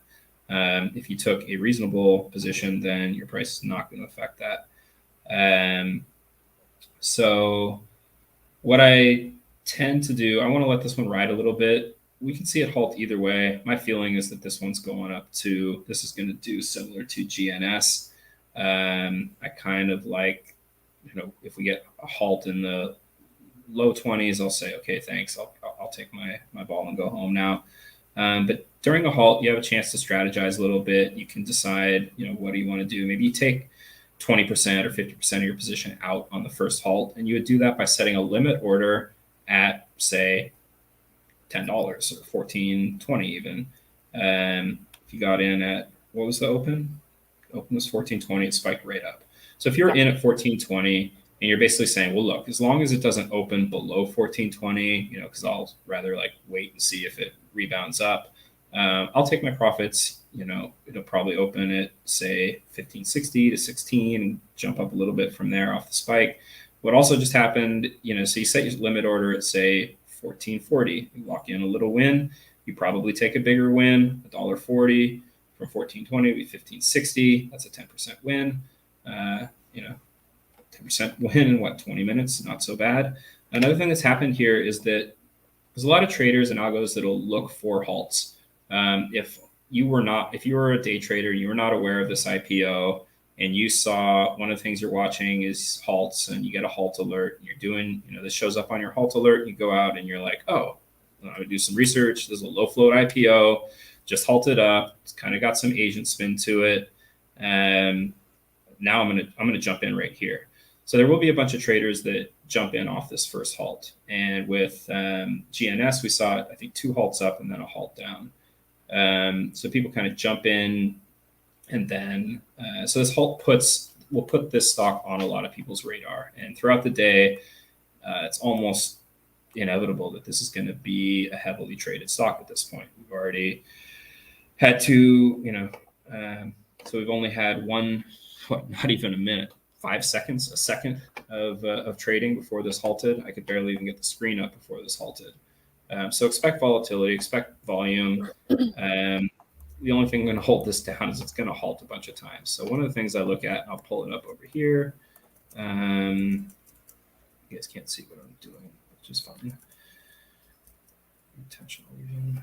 But where's my other? Okay, trade halts. Bring this over. So it's moving, but it's not moving. It's still halted. Sorry. The indication right now on IB is 17.20, which means it'll halt again. Yeah, looks like it'll halt again. Cool. So it hasn't shown up here yet for some reason. Probably just need to refresh. That it hasn't, some glitch in NASDAQ's system, but usually that has a lot of issues with the IPOs because they don't notice them yet. Right. Maybe unfortunately. Oh, there it is. JCSE. Sorry, I just wasn't looking far enough down. So these often are 20-minute halts on the first one or 30-minute halts. At 10 minutes, I want to be, if I'm trying to exit, then I want to have some, I want to have my trade in 10, 20, or 30-minute halts usually. The first one on these IPOs is often 20 or 30 minutes. But we can see right here, it halted at 11:10. I go and check what time it is. It's 11:17. We got 3 more minutes before they could potentially unlock this. So now is when if I'm not live streaming them, I'll be sitting there thinking to myself what I want to do,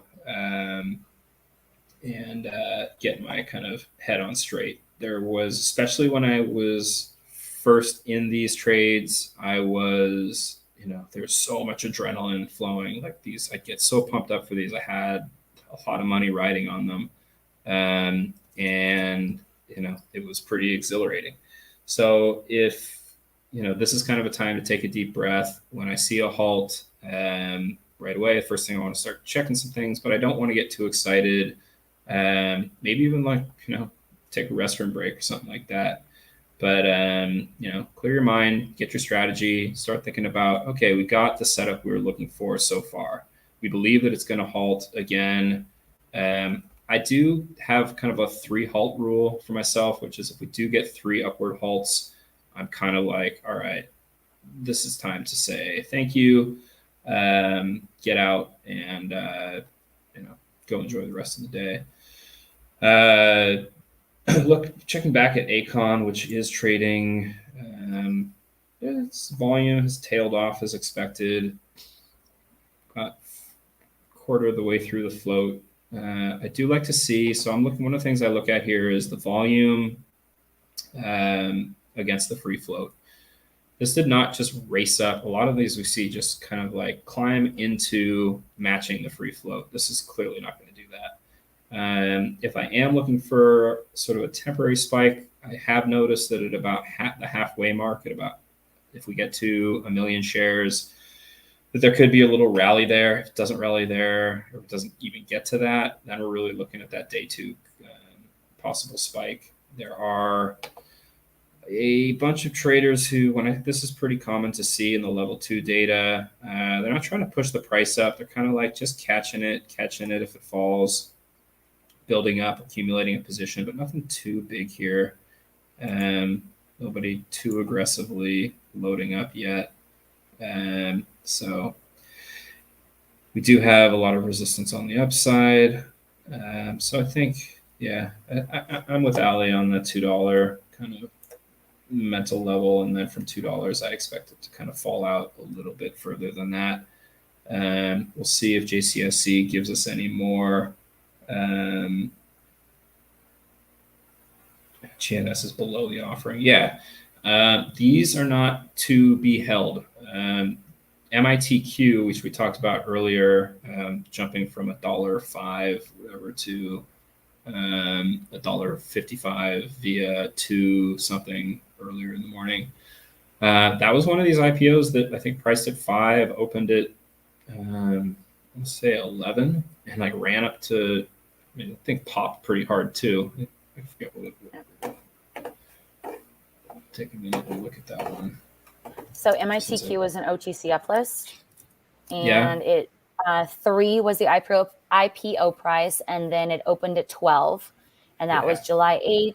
It had 4.2 million shares available for the first offering. It still only has 10.6 million outstanding, and then with that 180-day, they could add the 4.3 million, and that was.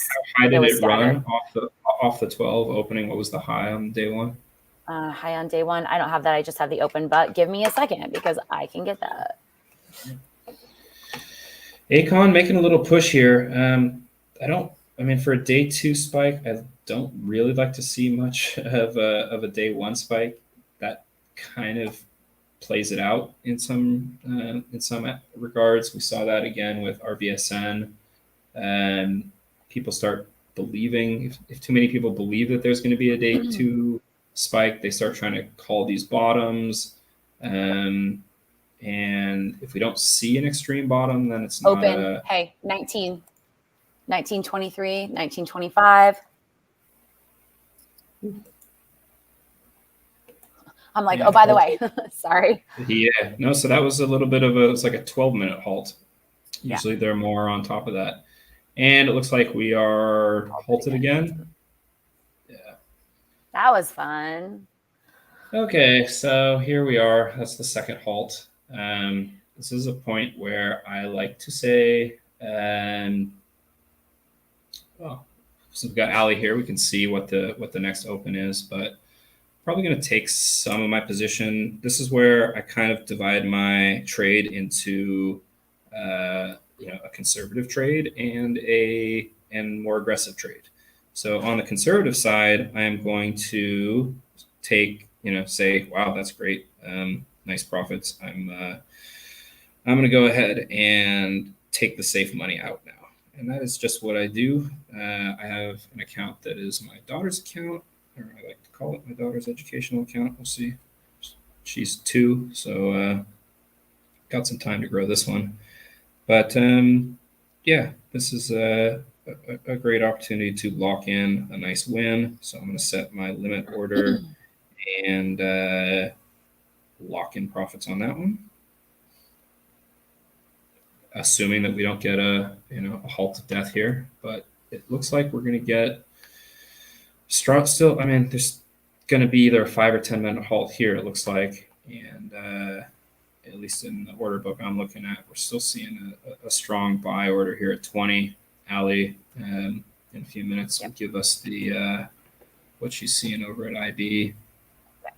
And so on MITQ, the high of day was 27.31. It opened at 12, went up to 27.31. So we had 100%er on it, and it is currently trading. So the low was 103 a couple weeks ago, and then it's currently trading at 156. So that is a normal lockup, like lockup play. Like they go, even if it's the crazy stealth, whatever, they're still going to die. They all do, because there's no reason to run them in between lockups. For those of you in my room that got the quiz and got that question wrong, I just answered it for you. We did a Quizless last week, and one of the questions was, why do stocks get boring? And what's the reason? There's no reason to run them in between lockups. So they've got a lockup, or they've got an offering that they can't run yet. If it's past the lockup, they don't do anything. They get boring. We'll have the occasional, like a pumper will grab it, or, you know, something random. But for the most part, they're boring for months in between, which is also why you don't want to get stuck. Because if you get stuck, you're just like, cool, it's not doing anything. And a lot of times they continue to walk down. So by the time it hits your, you know, it'll hit your risk, and you're like, oh, it'll be okay. And it'll just keep walking. And by the time you realize it, you're way out of your league on the amount of money you wanted to give back. So I do not like holding while things are on the downside of boring. Upside of boring, right before lockups, yes, please. That's how we all got CYN in the teens.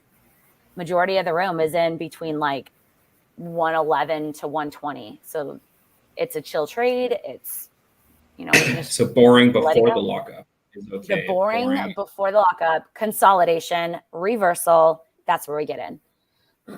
Never get in on the way down, because it can just keep going.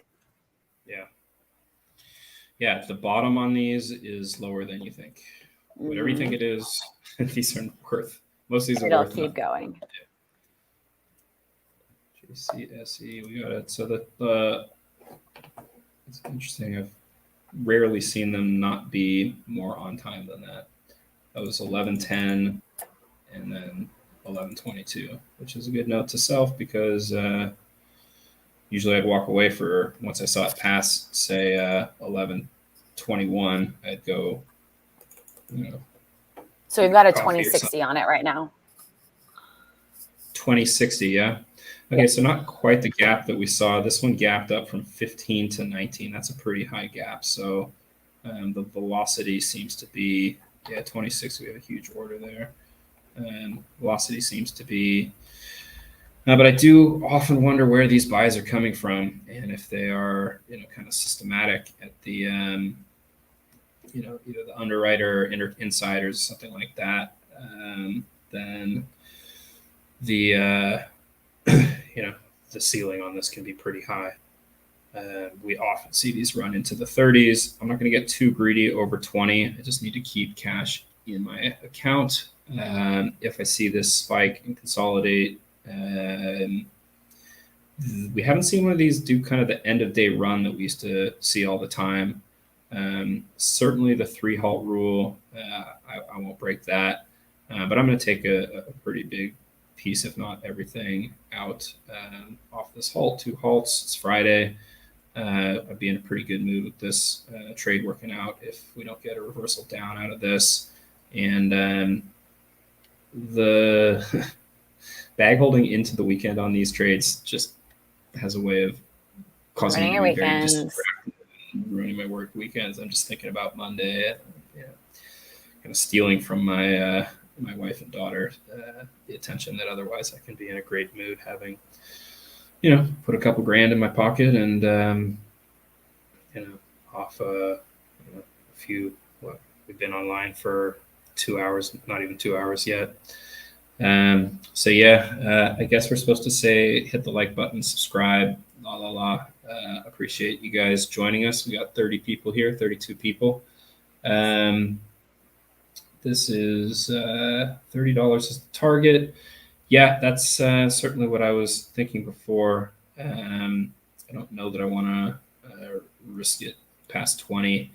Like I said earlier, the point for me is not to try to pick the top off the, pick the fruit off the top of the tree. I'm very happy getting the low-lying fruit, and that which is just a little bit sweeter and out of reach of, of what's the first level, but continuing to book wins and stacking those wins is the kind of cumulative growth strategy that's got me to literally life-changing, financially changed my life with this strategy. I've even with taking a huge damaging blow to myself by breaking my rules, still like incredibly grateful for what this has offered me. ACON has now gotten past that IPO price, which is not for long. So yeah, you want to look at any of these. Exactly. I was just about to make the point that if you're in this on the debut because for some reason you thought this was going to run, you're not the only one, and that is going to be a point of resistance. It's not going to run until it breaks, kind of substantially breaks through there, and you've got all the IPO buyers up above that. So ACON is different in the sense that it just didn't fall off a cliff. But again, if it doesn't make a substantial run through VWAP, then the day one accumulation is still intact. If we do get a halt, if we do get a run at the end of the day, then I'll just kind of say no thanks. Usually the volume profile shows that majority have 270 and under. Right. Okay. So of the buyers that just happened. So and keep that in mind. I probably should have had that up. You should have, or I should have. I should have. I normally have volume profile. That's my thing. And I did not have the screen. I just had my main screens. I didn't have my smaller screen. So I'm watching it and I'm like, wait a second. It looks like that's where it would be. And sure enough, that's exactly where the volume profile shows. Such a great tool. And you want to keep that in mind. That, if you do take an end of the day, if we do get that dip down to $2 and we see this, go on a day 2 or a day 3 spike, you want to remember that there's a lot of people in at 260 to 270. And those volume profiles are very helpful tools, especially on these volatile stocks, because they show where, who are you trading with or against, depending on how you want to look at it. Who's already bought in up above you. That's going to have an impact on how hard this can run. And that includes, the IPO buyers who paid $425, anyone who bought in, there's in the first, not too many, 100,000 shares or so, up at 290, to 329. So those are the kind of trades you want to, the kind of information you want to keep, keep in your noggin, and those will help guide your exits if you do decide to take a position in here. I think it's too early to, this initial sort of level out. That's not where I like to start a position unless, if something was going to run, in my opinion, it's usually going to either stay flat or run pretty hard in the opening, few minutes here. Once it starts settling out like that, that's not the time to, I think we got JSE live. Yep.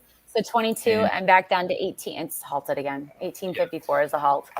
Okay, so that opened at 2060, and I went ahead and I took up my positions. I just am being very cautious right now.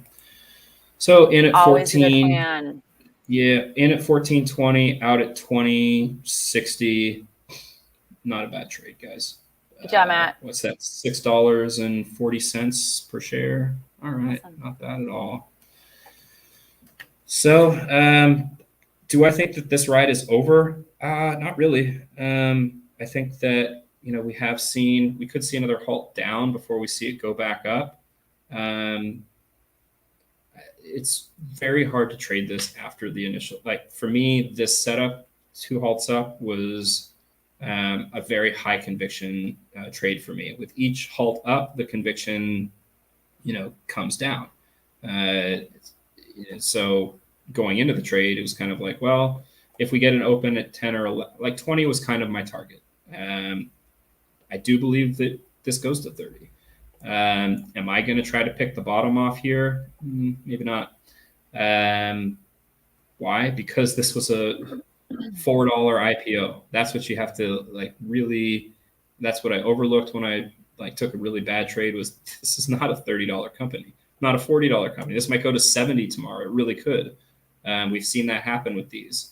But this is a company that sold shares for $4 a share. So people who are in on the IPO, they have got to have some serious conviction not to sell and to understand that this is gonna. They believe that this is gonna go wild. What I see down here now, and Ali will have a more meaningful number here shortly, but we're seeing $8 here on the. That's the buy order there, which is an interesting number to consider a reversal on. Where if this opens at $8 and doesn't spike right back up, I would be pretty surprised. So it's it's when we say it's volatile, no joke. These are you gotta buckle up. This is the point where I post my Morton Salt Girl with "Nobody likes a halty bitch."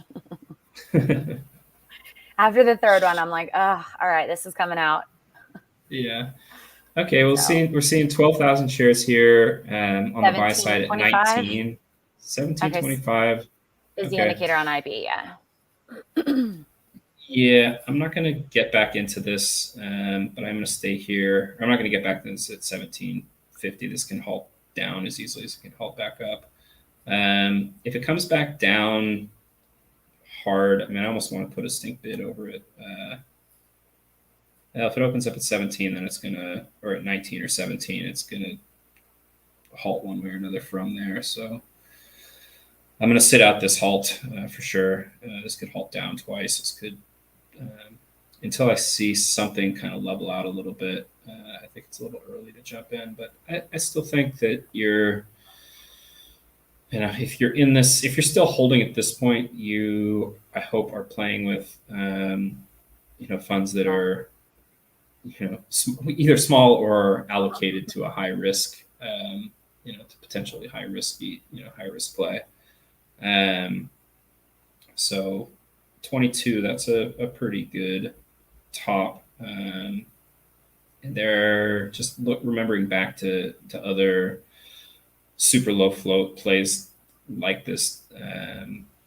We have seen just a couple halts and then downward, down from there. If this comes back down to 10, it wouldn't. I would not be surprised at all if this closed the day at 10. More likely, if this follows suit to the other stealth IPOs, we see 30 and then consolidation in the 20 range. I'm so tempted to try to do a double dip play on one of these, but doesn't tend to work out very well for me. So samesies. Kind of sitting on my hands. The majority of people. There have been some that just played followed the playbook perfectly, like SOPA. Was the last one that really just did everything like you expected. Ran up to 36 straight through, mostly halts up, and then halted down a little bit, leveled out, end of day run, tailed off, little dip in the morning, then ran to like 60 or 70, I think. Maybe it was higher than that, but if people are sitting there going, "How did you know? How did you?" Because we've seen this so many times before. 100 times. And we just there we go. We're open. Week. 2090. 2090 halt. Okay. 1852, 2010, 2080. Oh my God, are they kidding? That's all over the place. Big spread, low volume. Yeah. If it's not dropping, then hasn't halted yet though. So good job them. Yeah, there's actually some liquidity here, but I'm looking at it. I think from here we're more likely to see it go up, up into another halt. There's just no sellers there, unless a seller just jumps in and crashes this. I'm seeing sell orders 25 shares, 10 shares. So they're pulling this up. One. Yeah, selling one. I always love those. Like, why? Well, I mean, wouldn't it, in theory, just 10 shares is enough to halt it, right? It's not based on the volume; it's If you based on the slap, price. yeah, if you slap the bid, or it actually lets you go above it, then yeah, there's the possibility. I've seen them on ones that I'm trying to build where people will hit a 10 share order on the bid and the spread is like 80 cents. I'm like, what? Stop it. Don't do that. After hours, it doesn't matter, but during normal hours, like that can affect it. So don't do that. Unless you want to make it look, Unless you want to make it look, like it's going crazy and halt it. Good job. I've never seen it halt on like a 10 share, but I've definitely seen him halt on like a 1 or 200 share just because it's the spread is just ridiculous. And then it's like, well, why? What was the point of that? Because it's just going to come right back down. Yeah, some of those uplistings, like I remember OP, when it uplisted, there was like 1 million shares or something, and it was halting on just like a couple thousand shares. And it's impossible to trade that. It looks great on paper to say, wow, it's up 500%. It's like, yeah, they just approved a reverse split again. Ocean Pal? Yeah. Okay, Ocean Pal just did, last week or a week and a half ago. It's in the tracker because we're tracking reverse split plays right now. Right. GNS opened at 15, ran to 22, dropped to 13, forwarding to 36. Yeah, that was I was a little bit disappointed that they were Amex listed just because I haven't figured out how to see the indication price. GNS was a tough one. It's tough when it reverses down like that before it runs back up. My feeling on JCSE at this point is that now it's kind of day trading. It could go either way. If I was still in this, I would probably say this is time for me to say, if I was if I had gotten in at 14.20, now you can lock in a stop loss and, put that stop loss at, say, below VWAP. That's probably an indication price, so maybe 17.95. And if I get stopped out, okay. If not, I can ride this up.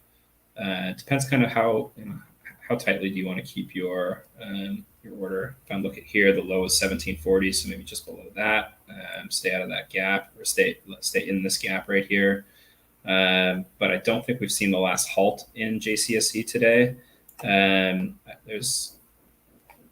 Volume is definitely declining, though still pretty substantial.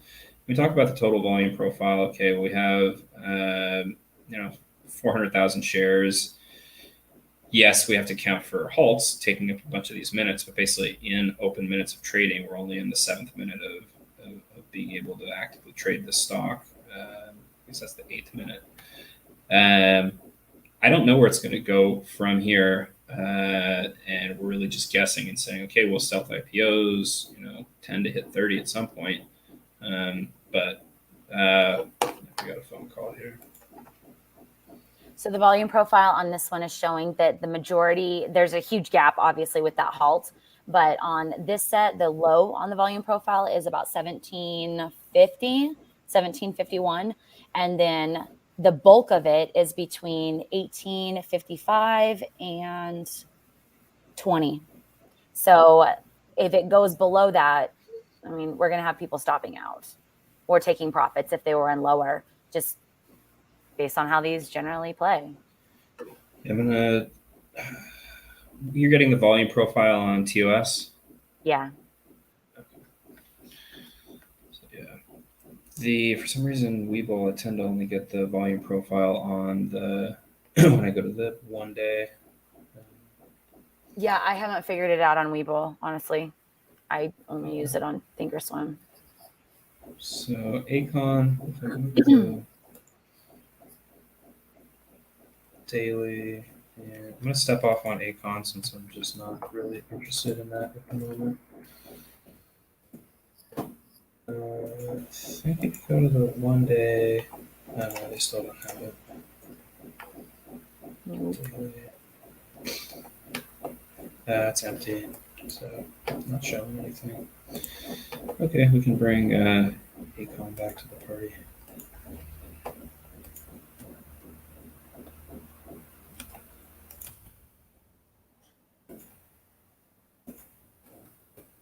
Yeah, ACON. I'm going to send you a screenshot of what I've got on. Yeah, okay, I just sent it to Discord on JCSE, so you can see the volume profile that they pull. How did you send that? Discord. I can send it through Twitter also if you want.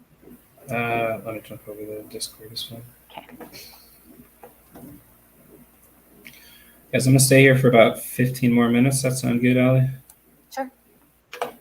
I need more coffee soon, so that works well. Other stuff. All right. A lot of people taking wins. Glad to hear it. Let's see what else over here. Yeah, I'm getting DMs in the room also. So good job, guys.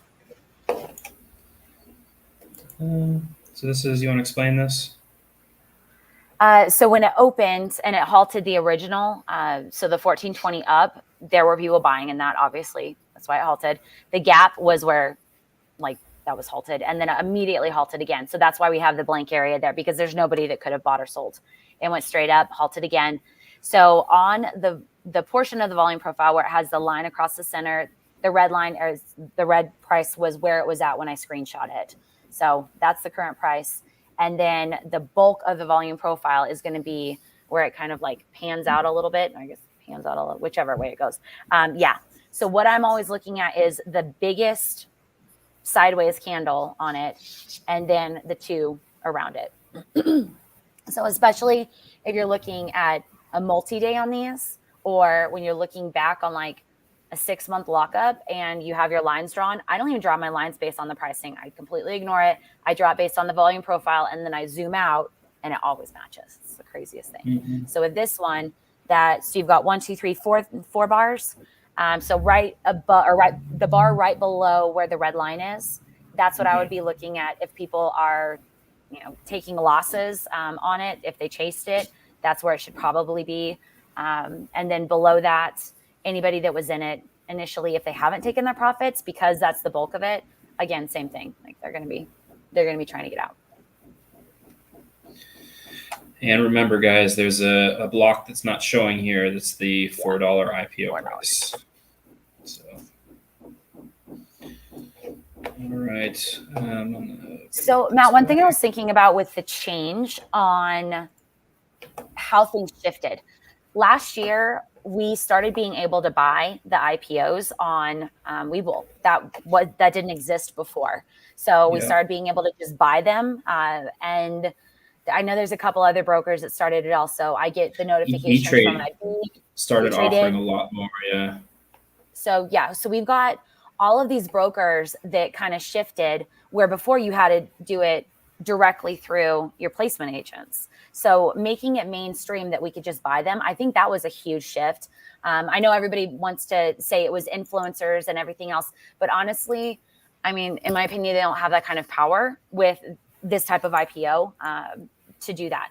So if we're able to buy it through Webull and E-Trade and Thinkorswim and IB a couple days before, there's a different selling pressure than what we would normally see with just institutional investors, because now we can control a little bit more as retail. And granted, like the one that I did, I got 80 shares. I was like, are you guys kidding me?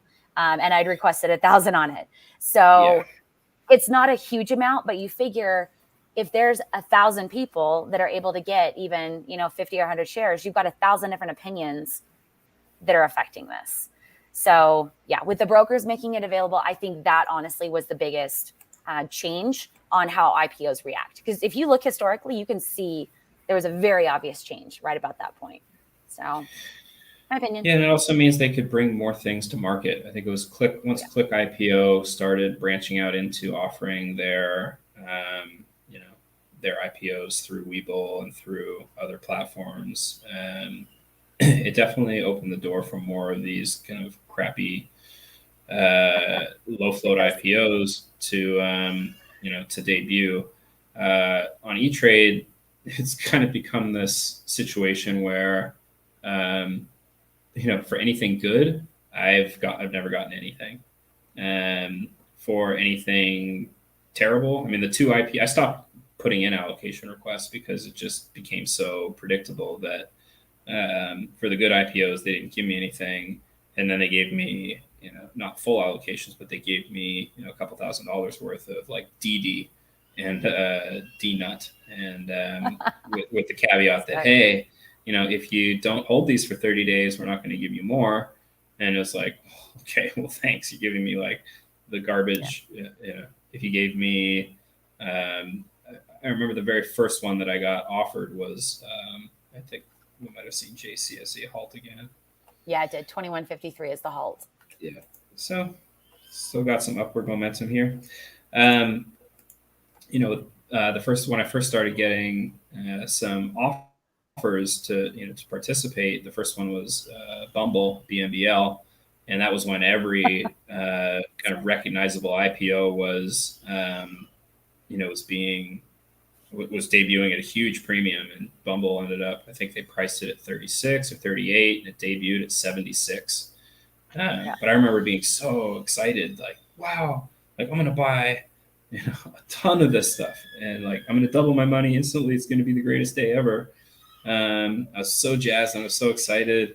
And then the next morning on that one, they actually I guess they pulled the IPO, but on the other, there was another one after that where I thought I did everything right, and they just said, no, you didn't get any shares. I was just like, what? But you guys had, you guys, I mean, Morgan Stanley was one of the underwriters. It's your IPO. I'm one of your customers. What do you mean I didn't get any? And I was kind of early in my, not early, but it was sort of like I thought I was taking the next step to actually being able to buy the IPOs, and it turns out like actually no. You get a lot of the stuff you don't want, and the stuff that you do want, you get very little. And even with the Webull allocations, you can put in these allocation requests, and it is a little bit of a good litmus test on what the demand is for these IPOs. If you request 100 shares even, and you get a full 100 share allocation, it kind of means that taking a loss. Yeah, you kind of eating dirt on that one. But if you request 100 shares and they give you 5 shares, it's like, okay, this could be a really good IPO. So XPON, I think I requested 100 shares and got 22 shares or something, which isn't minuscule. It's a good number. 22 is definitely a good number. Yeah, something like that. And I was just sort of like, okay, this shows that there's a lot of other people that requested this, and it's lithium ion or it's some kind of, there is an EV approach to this, like lithium ion batteries for boats and RVs. So I like that. I like that play. But I'm not going to spend $200 or $300 on every IPO just to see if there's demand. Mm-hmm. It's just on the ones where I feel like there could be some demand for it. I'm willing to put that in, but it's not really trying. It's kind of like there's no point in me asking for 500 shares, because if they gave me 500 shares, it's probably not a great IPO. Yeah. And if I put in, so 100 shares is enough for me to not take a huge risk. And I'm only going to do that if I already have at least a moderate level of conviction on it. And if I get a partial allocation, that's a great indication that that I was right on the pick, and it's not going to charge me the full. I mean, for $500, for $5 IPO, 100 shares, $500. If I get the full allocation, it's kind of like, crap. Now I'm going to lose $100 at least. Yeah. But if I pick right, then it's like, okay, well, first of all, it's only going to be a 20 share allocation. It's going to give me a good hint, a tip off that, that I'm in a position to play a little bit more aggressively on the debut. So I use those IPO allocations as more of a tool to gauge demand for the IPO than as an opportunity to really buy in on those. For next week, give me a thumbs up. Let's give Steve his thumbs up here, guys. I will otherwise talk to him then and get this. Talking to Steve is always part of my research process. The guy knows an incredible amount of information on these. Smart people. Smart people. Information is the name of the game here, guys. Someone asked, do we do these every day? 10 on medical. Okay. I'll talk to Steve about that one and get a little more color on it. I do not do this daily because there are not IPOs every day. Ali has a Discord. She is the gatekeeper of that Discord, so you'll have to bug her, tweet at her, get her attention somehow. I don't know how she makes these decisions, but I'm trading fit girl, and right now we actually have it. So it's both guides still, and then there's a quiz to get in because I found people were buying the guides just to get in the room, and I am not about that. So now you buy both guides and you have to do a quiz to get in the room, proving that you have watched the guides. Saves me a lot of time in the long run because the questions that come if you haven't, done the research and figured out all of this stuff it's a lot of time for me. So I'm trying to reduce my personal time. That also just preserves the quality of the chat. I mean, if you've got people like actively engaged, you got people who are have at least done some preliminary education. They're not coming in and asking, how do I set a limit order? Which is a fine question to have. I mean, we all at one point or another learned one that is, but if you're trying to operate a Discord that's, giving and taking from the participants, you want to have a basic educational level. So Ali has 2 guides. If you go to her, Trading Fit Girl on Twitter, you can find the information there. Next week will be a little bit more, for the next round. Next time we do this, I hope Ali comes back for more. We'll get our links and banners and everything else set up a little bit more. So I did set up a promo code for you, by the way. I just haven't told you about it yet, but I mean, this works. Okay. So yeah, I'll send you the details on it, but anybody that uses it, exactly. I was just out of it. It's fine. But yeah, just IPO Warrior, all lowercase, and it does $100 off. And then I have a perk for you also on it. So yeah, if you want to do that, but yeah, I'll DM you the information and the actual links and stuff. So there's you and one other person that I'm doing that because both of you guys are in our awesome little friend circle and everybody helps each other out. So that's definitely about networking for me and knowledge. Smart people. Surround yourself with smart people. Yeah, smarter than yourself is the way I try to do it. Not yourself. Always the goal. Smarter than myself. Yeah.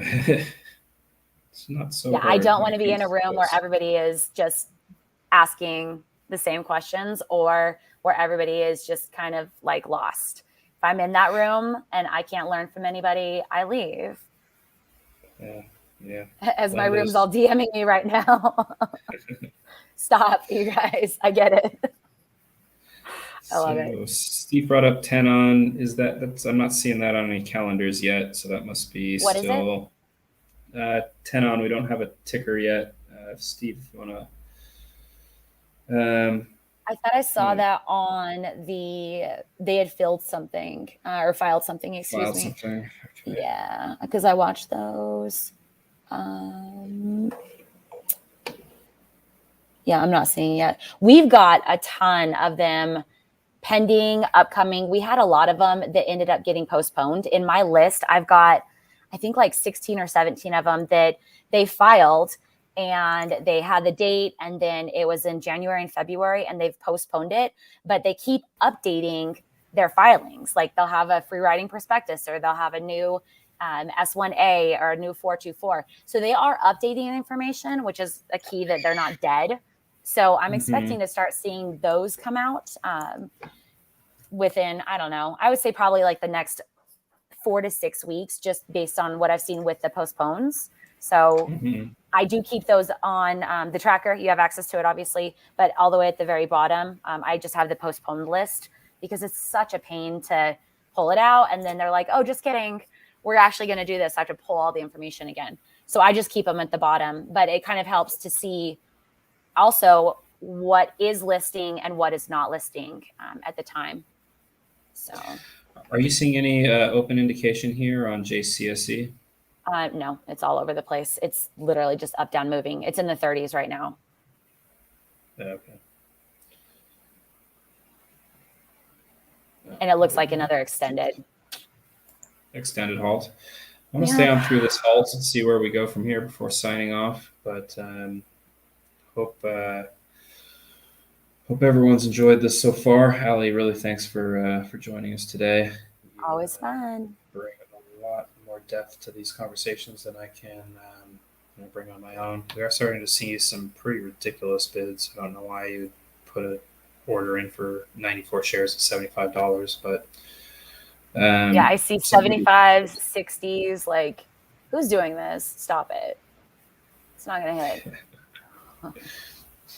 A little hit. You'll definitely get your fill. Right? There it goes. 2301. This is a rocket ship, guys. We were 23 and climbing. Some sellers in there at 24. Yeah, there's our profit takers. Yeah, I think it's definitely going to have people taking profits up there. At some point, the whatever collaborative mentality was able to squeeze that float. People start jumping ship. I don't know how they agree where they're gonna sell it or what the targets are, but this is trending down at the moment. As I said, as the price goes up, the likelihood that it's going to continue going up starts decreasing rapidly. Then again, if there are enough shares that are just simply being held and they're saying we're not going to sell them, doesn't leave a lot. It either stops trading entirely or continues to move up. But we've got we have a possible halt down coming. Yeah, we're sitting right on that. I don't see any algorithms sticking buy orders in. So at some point the ride is over on these. At some point we do reach a high of day. These sometimes have run for 2 days into some pretty crazy numbers. I've not seen that for a while. I think SOPA did. But like when you just keep hammering it into your mind that this is a $4 IPO. So if you're thinking of getting in right now, it's to me a very dangerous proposition. Could it go to 30? It could go to 30. Will it go to 10 like next week? Yes, I almost guarantee that. I'll be buying it in about 4 months in the dollars mark at the dollar. There you go. Yeah.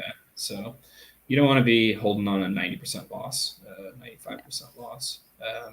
These suck to be stuck in once they do fall out, because, like, for example, ACON, AKON, or AKAN, Akanda, it dropped really hard off, if it's an initial open, and then managed to like go through a pretty nice rally. I mean, not enough to bail out any bag holders, but if you panic sell off the first drop, and then it doubles from there, which you can, you're gonna feel pretty crappy. I mean, you're gonna feel crappy no matter what, but it's like I can predict this open pretty well. After that, you're guessing. If day two sells off at 4 a.m. like we saw on this breakout on ACON, we can all agree that this one is basically shit go. All right. Yeah, it's reached almost half. It's already had its kind of fake out rally. I don't think you want to try to call bottom at 240. That's not enough of a bottom for me to take that day two risk. $1.85, $1.90. Now I'm starting to pay attention. But even then, I probably just I don't want any stress in this weekend. I want to just kind of go into the weekend with my positions closed. I closed out a bunch of little swing trades just to play JCSE with a little bit extra. And now I'll just kind of sit in comfort zone and wait for some of my other positions to hit. So kind of side note on ACON, they also have a leak out. So they have a 90-day where they can dump 2 million. They have a 210-day where they can dump 2.1 million. Of course, there's going to be the 180-day. ACON? AKAN. So with that one, how it, comes down, all of that. So with these that do, basically the consolidation on day one, we have a couple pops. Just understand that not for you, but for everybody, but they come down. So I've had a lot of people asking me on STSS. It's doing exactly the same thing as ACON did, or ACON now, switching over. But it's doing the same thing as far as we had the consolidation on day one. It kind of just chilled. And then day two, we didn't even have a real pop. It was like super boring. And then day three was the awesome pop. But on these, you do want to pay attention to if they have a lockup earlier, they might pop a little bit earlier. If they have it later, they might pop a little bit later. So that's something to consider when you're deciding how many days am I going to play this. So there's been a couple of them recently that have like a 30-day. They're mostly up lists, but they've got a 30 days. So if you get stuck in that and they can run it at 30 days, I mean, you've got a better opportunity than something that only has 180 or only has a 1 year. There was one recently that has a 1 year and everybody's like, is this going to run? I'm like, it's got a week and a half. We'll find out. So, but yeah, you just, with the lockups and the timeframes, if you do get stuck in something, that's a really good indicator on how long you're going to be holding it. So definitely something to look at. Sure. So we're seeing JCSE kind of stabilize above VWAP. Just, at some point I expect it.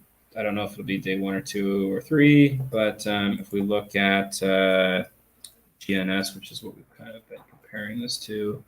Oh yeah, side note on that, Justin posted earlier, today is apparently a boosted day. And yeah, I did the arm thing because it's fun. But we had MITQ, then GNS, and then BWV. And I say boosted because I know it's one of your favorite underwriters. They've been very good to me. They've also they were the underwriter on the one that killed me too. So, but that was my fault. I completely lost sight of what I was doing. It was when the war news started. My dad was in the hospital. I hadn't slept for a while. We just had way too much. I just shouldn't have been trading at all. I even said to myself, "Don't trade today," and then went out. Yeah, on top always of that, best to not trade when you have distractions or stress. Yeah, I was fully stressed, fully tired, felt like I was in a dream, a very bad one, when things went badly. But looking back, it's like, what the hell was I thinking? Stupid. You weren't. But yeah, posted. With the exception of, unfortunately, HTCR, which I took profits on day one and then re-entered too early. Almost every IPO that they've been a part of has had its run, especially for the IPO traders. They took over the GNS deal. From Think Equity. I think Equity couldn't get it out the door. They cut it in half, reallocated the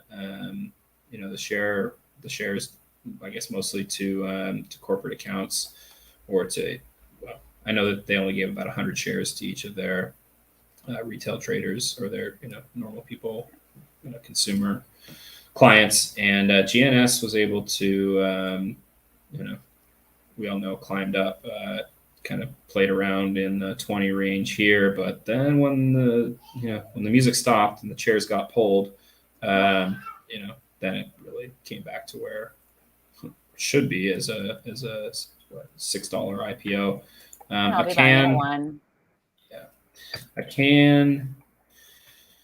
This one, if we look on the dailies.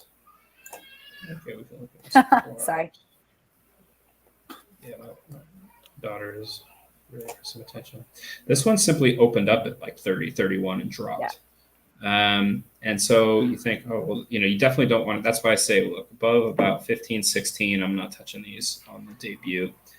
In the sort of, 10 to 16, $17 range, those have often given us an upside. This one opened at 30 and it just dropped. At that point, I did just say, nah, screw it, it's dead. Surprisingly, it ripped from a low in pre-market of 849. They managed to get another squeeze out of it, sent it up almost back up to 20. But these are just so dangerous to play after the debut. To me is fairly predictable once you've determined that it's stealth IPO, and I've been right more than wrong by a significant number. I can't recall really when I thought it was a stealth IPO and then it wasn't. Way back in the day, like Hoodie, HUDI, which then later turned out to be something like heavily manipulated. But since then, I didn't quite see it, except that anytime the company's description is just so off the wall. Like this was ACON is a company based out of Lesotho, which I had to look it up on the map again. It's like a little country inside of South Africa. They're growing weed for the UK and US market. It just doesn't, I mean, why? Why would that make any sense? Well, the UK, US, Canada, all of that, all the markets are flooded right now on. Exactly. So that's why they listed, because they aren't making money in the real world. Yeah. So, and why would that be a good company to invest in? I mean, exactly. To me, it's more about, okay, well, someone's got money, they're trying to get it out of the country, or I mean, that's why I call them stealth IPOs. I think they try to fly under the radar. JCSE. I mean, it was the Bosted deals. It was Bosted and Network One Solutions. I mean, they were coming. EJH, which I think is coming up into LPX, it was like a maid services company. TIRX, which did a huge. I made a ton of money on that one. It was like insurance company out of China. W&W, which was sort of the first one that got my attention. It was like Chinese alternative medicine food stuffs or something. I think that's the other one you were mentioning today. But like, yeah, these companies, almost like the more ridiculous that they sound, especially if they're a foreign company, not necessarily the Israeli companies, since they're a little bit more fall in line with the standard IPO or the standard low float mishmash.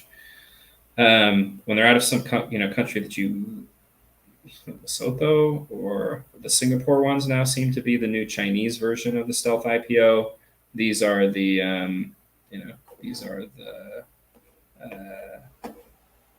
setups that I'm looking for. And so one of the guys in the room is stationed in Singapore right now, and every time we see a Singapore one, we're joking. We're like, all right, go over there and see what the place looks like.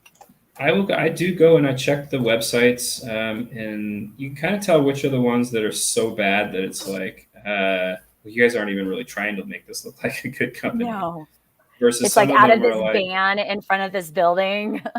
Right, exactly. Where some of them really do have the, at least the veneer of a company that's trying to be a legitimate company. You can also check Google Maps. I've done that and seen where their address is. And if it's just some office park where the office, they're not even listed in the registry of the office park itself.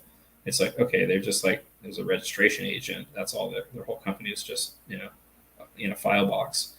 BWV was great. It's in front. So they've got a car shop and I think a laundromat and then something else. What is it? And it's Blue Water Vaccines. Oh, BWV. Yeah, that one was like the 40,000, whatever.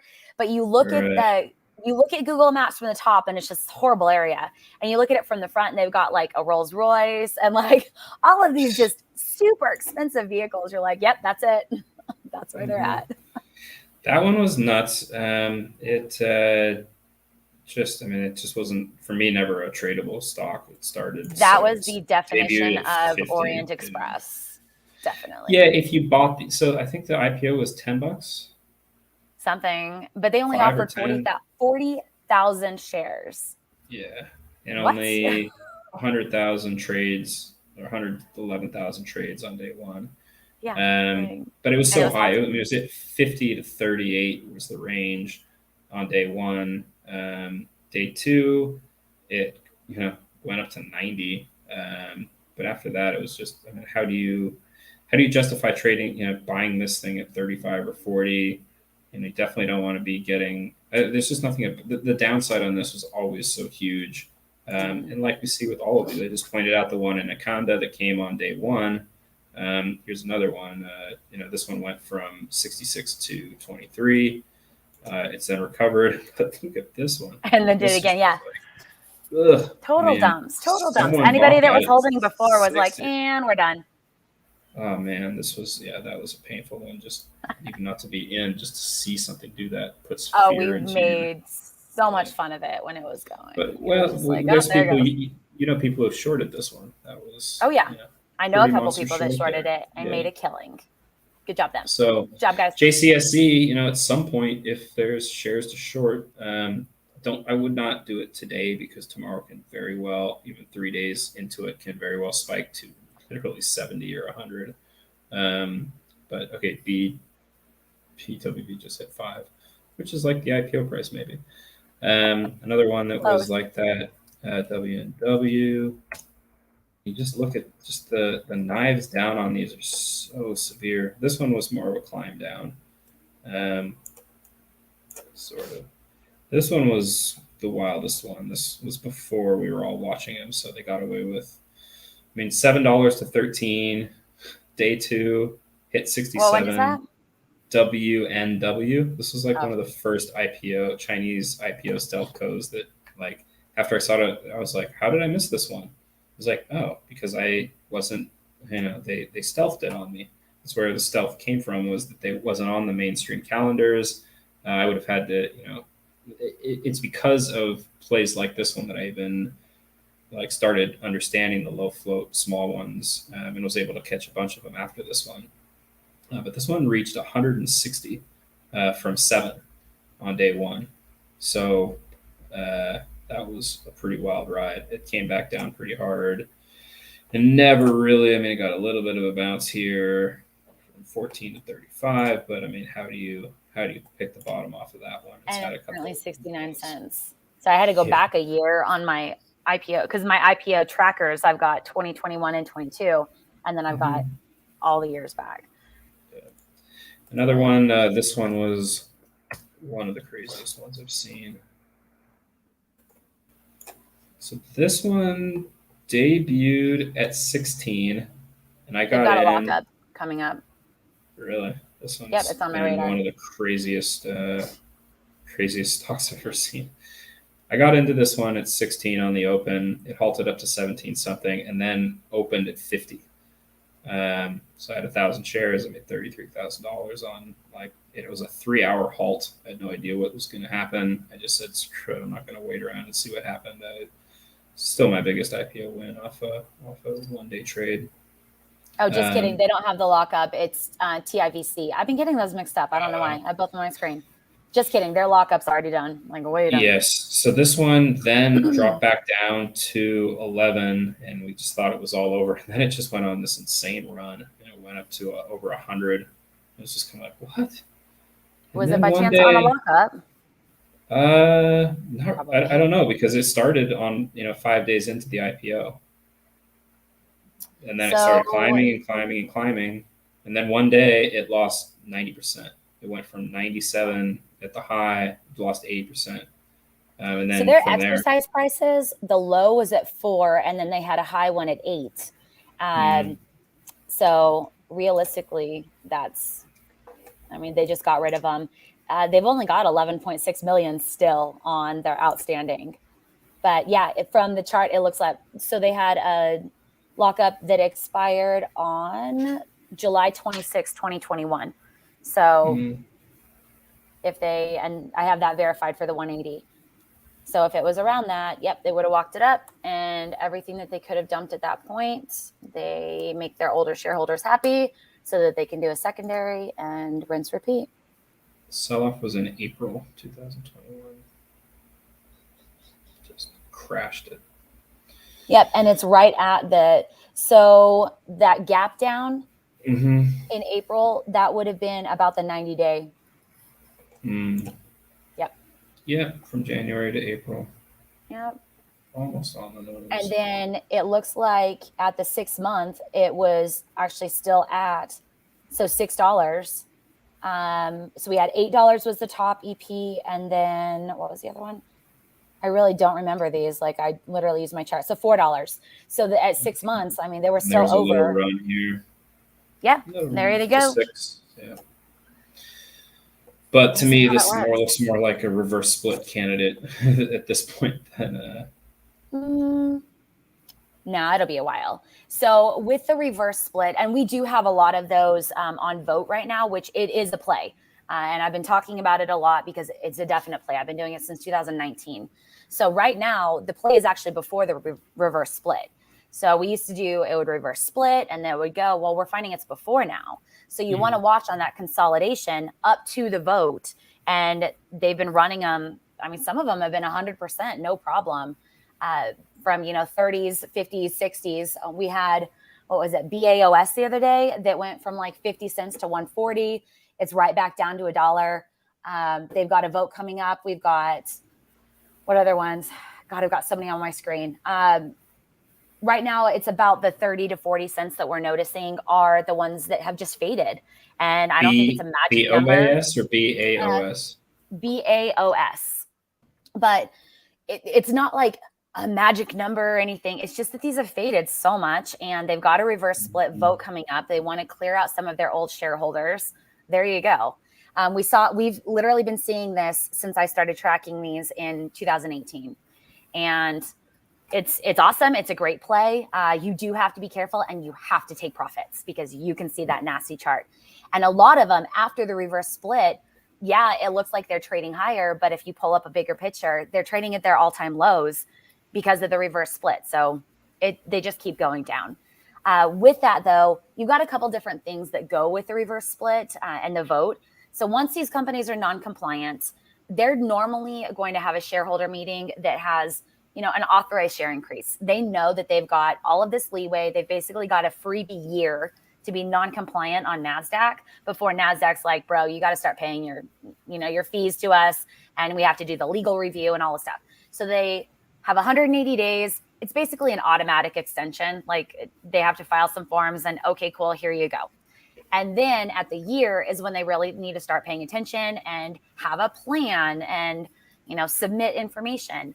So with these, we'll see a shareholder meeting where they increase the authorized shares either right before or 6 months in to them going non-compliant. And then after that, we've got another shareholder meeting and they're like, oh, and by the way, we're going to do a reverse split. We actually had like 15 of them announce reverse splits in the last 6 days. So it's pretty cool. We've got a ton of these votes that are coming in. I mean, my tracker has a ridiculous number of reverse split votes in the next between now and June, because I normally post them about 2 months out. So we've got all of these reverse split votes. Well, there's your list. Like all of them are going to run and they might not run, 100%, but they're going to run a good, at least 5, 10, 20 cents because they've got to make at least some of those old shareholders happy. So when they regain compliance, they just do it all again. Like it's rinse, repeat. They're surviving. And that's what's great about these plays is these plays, yes, they do kind of go in their own little waves of getting played out and getting forgotten about, and then they become viable again. But, over time, being aware of these makes, they become almost second nature. I mean, these IPO trades, this JCSE was we kind of played it perfectly. We took money. There wasn't a lot of stress. There was, of course, any doubt is normal at the beginning of these trades, but it's sort of like, I know that I'm going to start the day setting up. I know that I'm going to be watching this share imbalance, and if it looks right, I'm going to take my position. We had a pretty good expectation that it was going to halt up, and it's just kind of like you just kind of take. It's like I don't know. It's almost surgical. You just know what the next step is going to be, and when it doesn't happen, you have to have your strategy for recognizing that, wait, this isn't the trip I thought I was going on. But when it does happen, it's very much just like it's methodical, and you kind of have your strategies, you have and you're constantly building your experience and your experience level, and your knowledge base grows. And it's gotten to the point where we've been able to. I really liked how I think it was MTech where we just sat there and said, this is going to halt down 10%. We're going to buy in. I think you were a penny above the halt, and I was like 5 cents above the halt. And then it's going to reverse back up, and we reverse back up, and it just becomes pretty predictable. I do want to say something really quickly because I'm seeing something here in JCSE that I don't know which way it's going to go. But when we see these sort of like fallout on volume, and kind of like rate at or above VWAP here, I tend to see. It's going to sound like, it's either going to go up or it's going to breakout. It's going to go this way or it's going to go this way. Yeah, it's not going to go much way at all. Here are the three plays, and the reason. And what I would do if I was still in this is I would be setting a stop loss below VWAP somewhere probably right under the low here, which was 1850. So I'd be probably taking a safe, like assuming that you're still in from the debut, because I don't tend to trade these after that. If you're still in this and you want to just make sure you don't get creamed on this and turn a nice win into a loss, I would be setting a stop loss at like 1845. That doesn't necessarily protect you against a halt. It goes up a little and halts down. But once it starts kind of losing volume here, what the two things that I typically see from this is either the algos that are, that pump this from the very start recognize that, okay, no one's watching again. Now we can like start running this. Or they start going, okay, well, nobody's playing this anymore. It's time to, take our ball and go home. So that's why I would say at this point, you want to make sure if you're going to let it ride a little bit longer, see if you get an end of day run, protect your downside. Don't go to, because this could halt down below 14 very easily. I don't think it's going to necessarily finish today. It's kind of like, I think it'll level out for a bit. If I had to guess one way or another, I'd say it levels out here, gives us one little spike down, maybe does clear out the stop losses, but so be it. And then we see an end of day run. I still believe that we're going to see 30 on this one. This just looks like, looks like the kind of thing that levels out a little bit and then starts to rally into the close. So many of these have. On Monday morning, I'll be looking for if we see a sharp drop. I want to take a look at and just show you this one, GNS, what GNS did on day 2. So go to like the 10 minutes. GNS got a spike there today. Crazy. All right. So GNS on day 2, we saw it got this big spike up on day 1. Day 2, early at 410, dropped hard to 11, and then rebounded all the way back up to 35. And we've seen that on a lot of these where it could fall off pretty hard into, but if I can wake up earlier, it's not that early for me. It's like 9 o'clock. I'll take a look at what this does. Lucky. And, see if I can.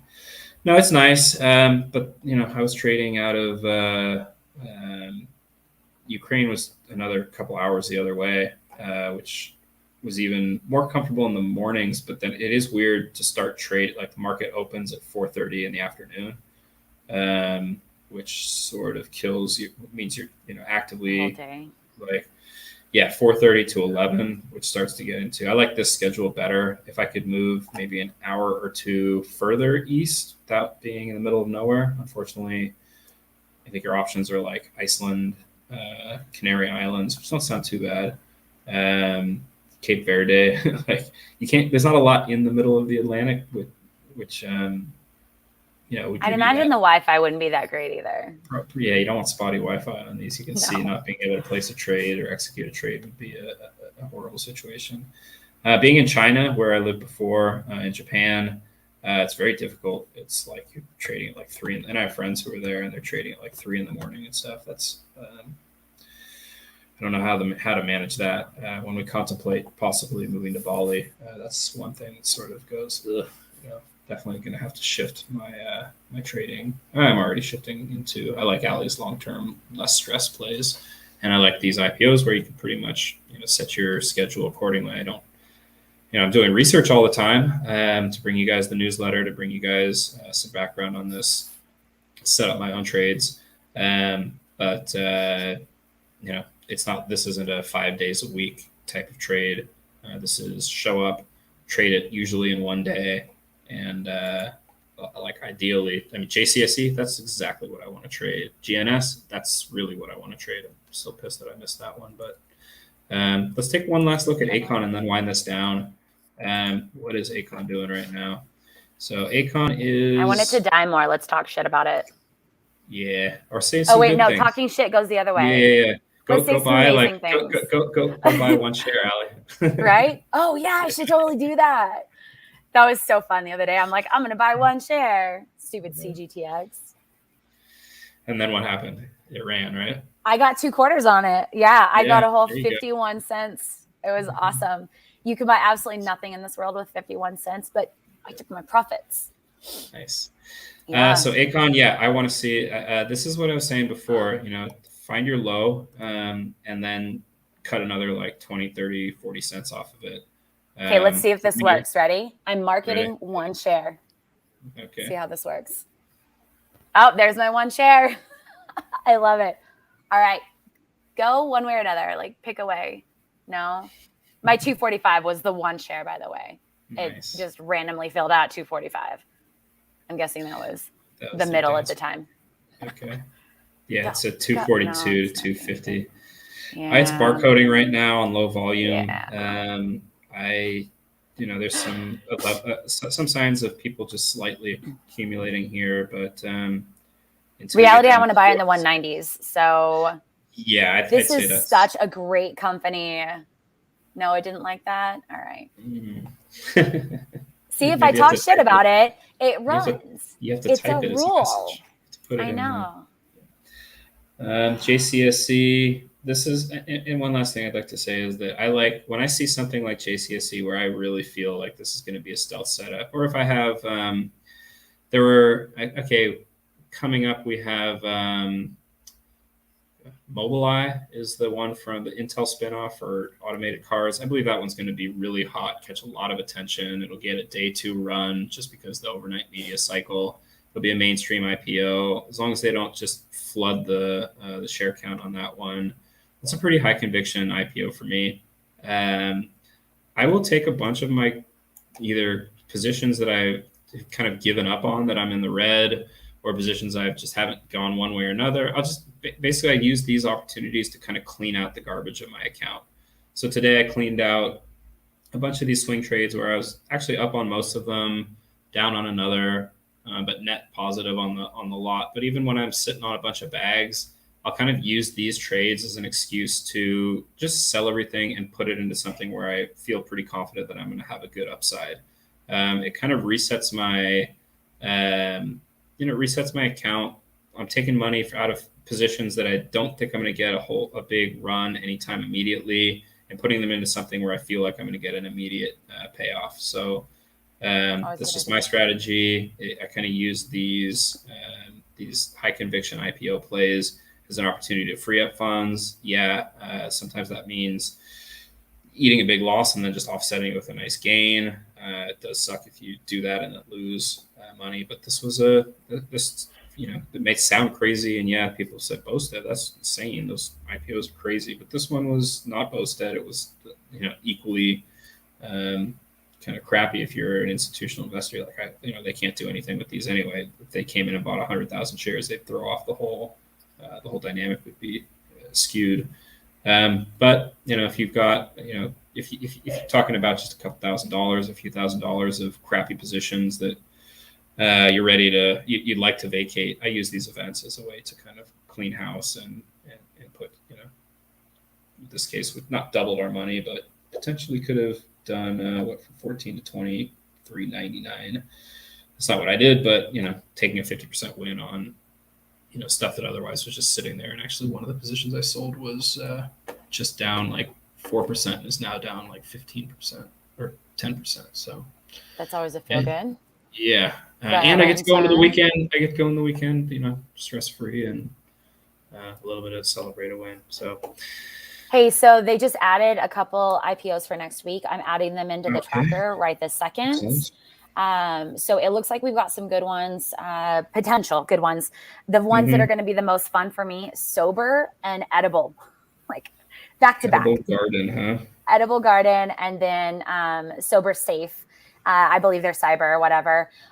Sober Safe, though, is the one that I was talking about this morning in chat, where it's an OTC uplist. It has a T+2 on it, which means day one, you can play it. But if it goes overnight, that's one of the things that I've been seeing in the ones that get stuck. So if it has that nice little comment about the T+2 and that 424 or one of the S1s, do not hold it overnight, because that's exactly what it is. It's the trade, and then it takes 2 days for that cusp change. So is that a day 2 runner or not a day 2? Don't touch it. It won't be a day 1 to day 2. You will get stuck in it on day 2. They'll allow you to play it day 1, but if you swing it, you will not be able to sell it on day 2. So day 2, once it's mainstream on everything, you're able to, that's when you would want to get in. But those are also the ones that we've been saying the day 3 pop, because they drop like a rock, because they have like 3 brokers that can trade them if that happens. Right. So those are the good day 2 to day 3 swing, not like you're going to get stuck in it. What was the one that we both got stuck in? SBFM maybe? I don't remember what it was. I think that was it. Else. IV. IVDA. I still want to punch that one. Something like that, yeah. I'll play it when it's $1 or less. But yeah, when those go over though, and none of the brokers can trade them, yeah, they're definitely going to die. But as soon as all the brokers allow you to trade them, that's when we're going to actually have the pop, because people can buy them then. And they're like, oh, it's dropped, 30% off the original low. Yeah, let's totally get that. So, and people know about these pops. Like retail is not the one that touches these pops. It's the algos and the insiders that are like, yeah, let's just run this at 4 a.m. We'll clear a bunch of stuff out. So yeah, I've been asked that a lot on who in retail is doing it. No one. We're just in it and we sell into it because the algos are happy. Damn those algos. But sometimes I love those algos. Sometimes they play in your favor. Yeah. You just got to know that they're there. It's just helpful to know that they're there, trade accordingly. Yeah. Being aware of what they can do will save you so much heartache in the long run. All right, Allie. Well, it's been great. Thank you so much for joining us. We will catch up on offline here. And everybody, thanks for joining us. Follow us on Twitter, sign up for the newsletter, and get Allie's guides, pass her test, get into the our fun chaos room. All right. Happy Friday, everybody. Guys. Yeah, I stole your line. Yeah. Okay. I love it. All right. Bye, guys. Bye-bye.